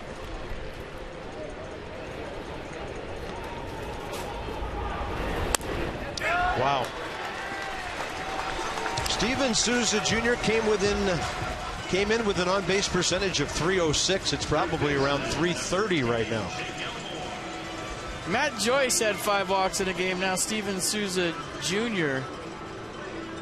has 5 walks in a game.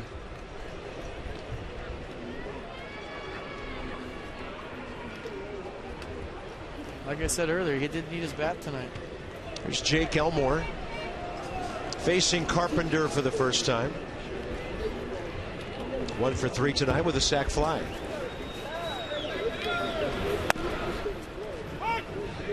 Tough to win a big league game if you walk anybody 5 times. I mean, if you have 5 walks in the whole game, let alone 1 guy.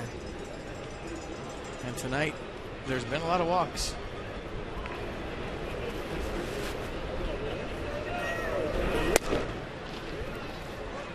Edgio walked 3, Hill 2. So 6 given tonight. I have 7. 5 with 1 guy and a couple more. So that's off to the right.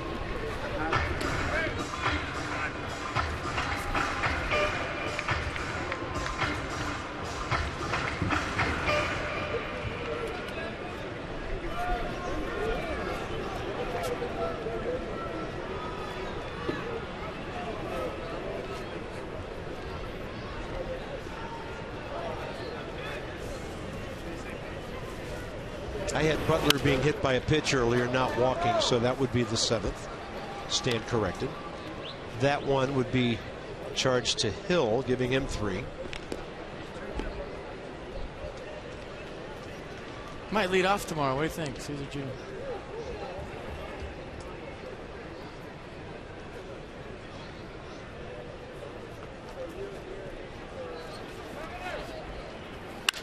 And a fastball hit out to center.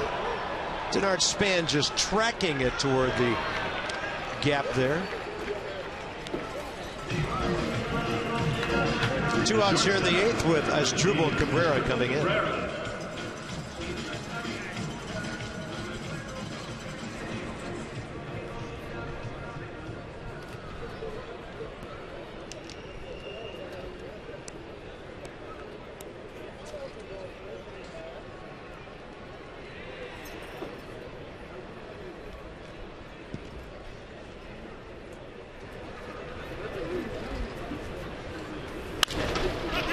And this one pops straight up left side of the infield. It goes. And onto the outfield grass. Now Desmond has it.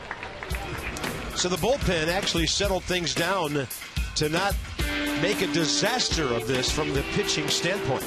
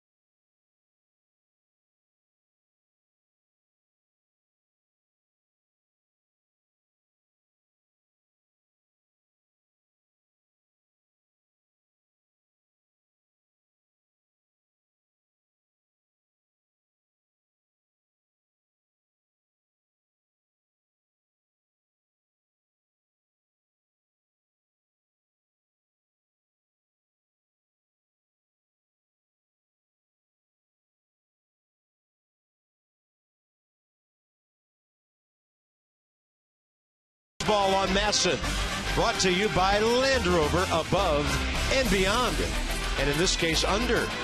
And by Ocean City, Maryland. Put your vacation days to good use in Ocean City, Maryland. Book now at OCOcean.com.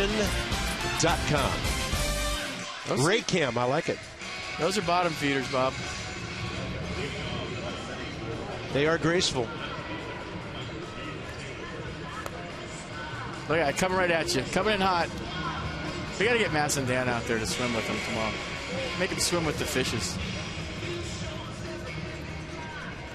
Former Nat Xavier Cedeno, who seemed to ride the Syracuse-Washington shuttle more than anybody else. Yeah, fastball low to mid-90s. Curveball the off-speed pitch with a changeup to go with it. 28th appearance for Cedeno. ERA at 3.45. Opponents hitting .303 against the former Nats lefty.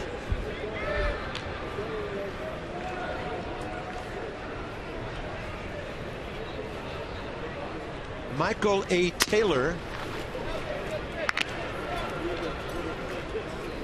Base hits, stolen base in 3 trips tonight.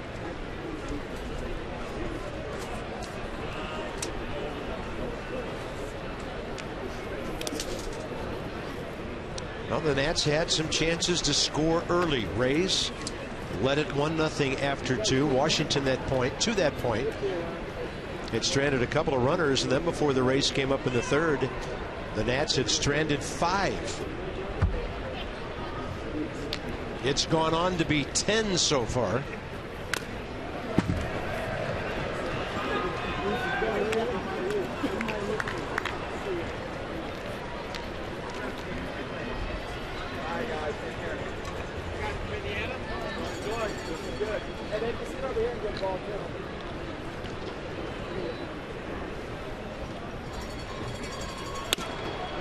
And that one getting inside right at the end.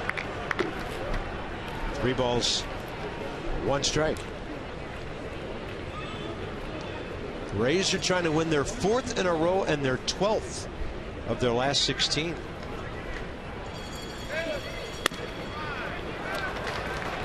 Taylor aboard for the 2nd time tonight. So I'm being told that Steven Souza Jr. is the first AL rookie to walk 5 times in a game since Jim Norris did it in 1977. Wow. For the Indians.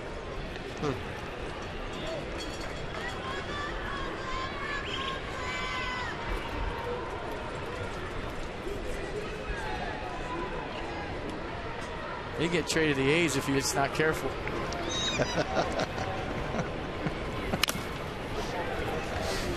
Somebody in the Bay Area right now saying we got to take a closer look at that Souza kid. Billy Bede's phone is buzzing as we speak. Wait, somebody walked 5 times? We got to get that guy. That's funny.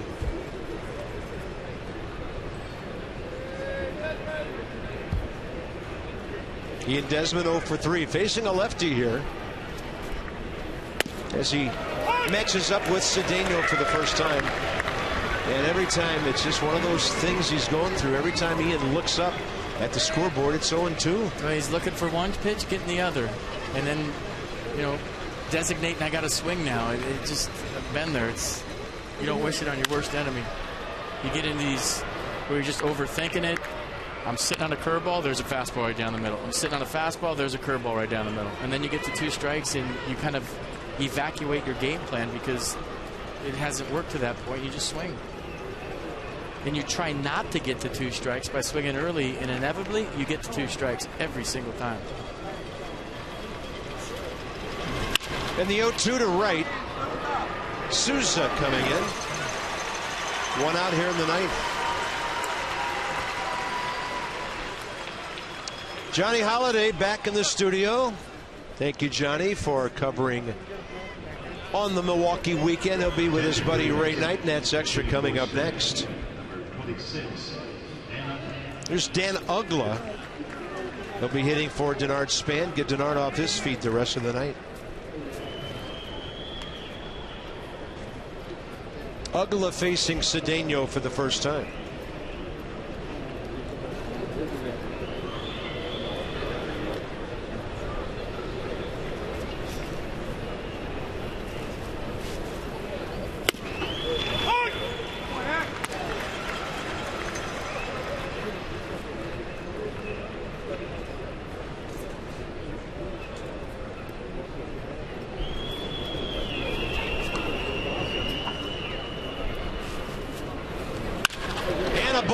Right over the shift into center field. That Logan Forsythe on the left field side of second base. And Dan Ugla made some loud contact right there. 2 on, 1 out. Dan Ugla's been so nice off the bench this year. Another bullet up the middle. Seems like he's hit the ball hard every time. Not always anything to show for it, but tonight he does. Check it in with the knock. When you're a bench guy, it feels like you just went 4 for 4. 4 for 10 as a pinch hitter. Not too shabby. Here's Anthony Rendon, 1 for 3 with a double and a walk.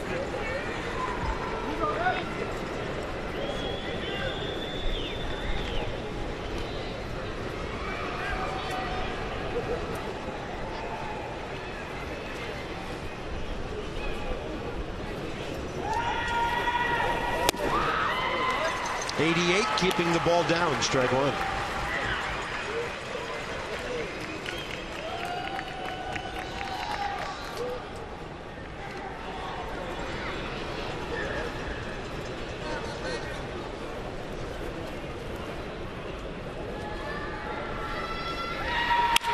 Rendon will rip one to left. Taylor had to hold up to make sure it got over the infield, and the bases are loaded with one out. Phone might be ringing in that Rays bullpen pretty soon. Third baseman, Escobar. Well, Bryce Harper's one hitter away. They do have a lefty on the mound, but here's Escobar to try to at least get the Nats on the board and get some things moving along here. So Anthony Rendon a 2-hit night, and he now has 7 hits in his last 6 games with 6 walks. So he's coming alive. Timing's getting back, seeing the ball big. Escobar also faces Cedeno for the first time.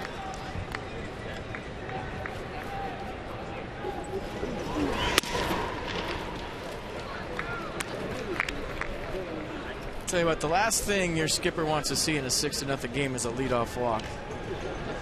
And that's what Michael Taylor did to start up this ninth. A couple base hits.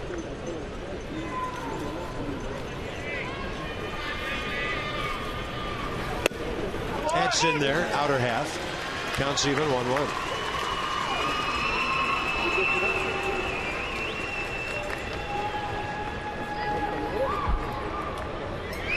Brad Boxberger leads them with 15 saves.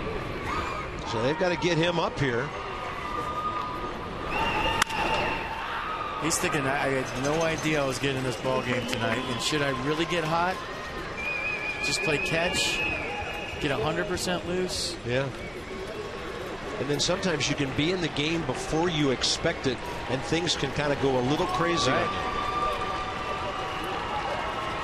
So a bunch of base runners here. Taylor, Ugla, Rendon. Escobar has to protect here on 1 and 2. Got to put the ball in play, and he bounces a foul.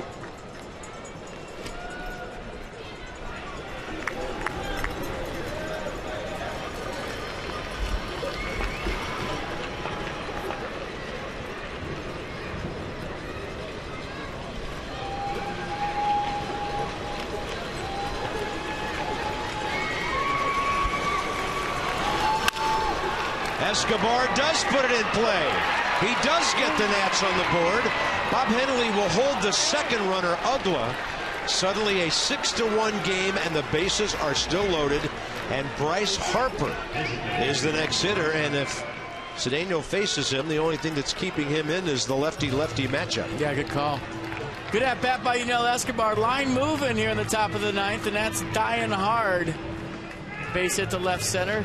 Kiermaier does the smart thing and plays it on a hop. You go for that and it goes to the wall. You got action. So he plays it safely. Good at bat by Escobar. And now Bryce Harper going to try to do some damage here with 1 out.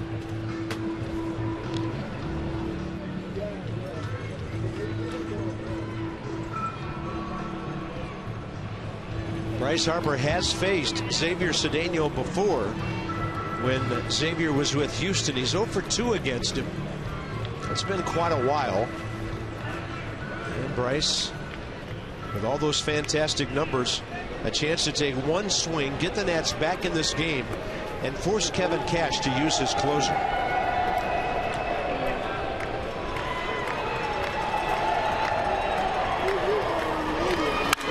And Harper, that line drive caught, and Rendon caught off second base, and the game is over. Smoked it.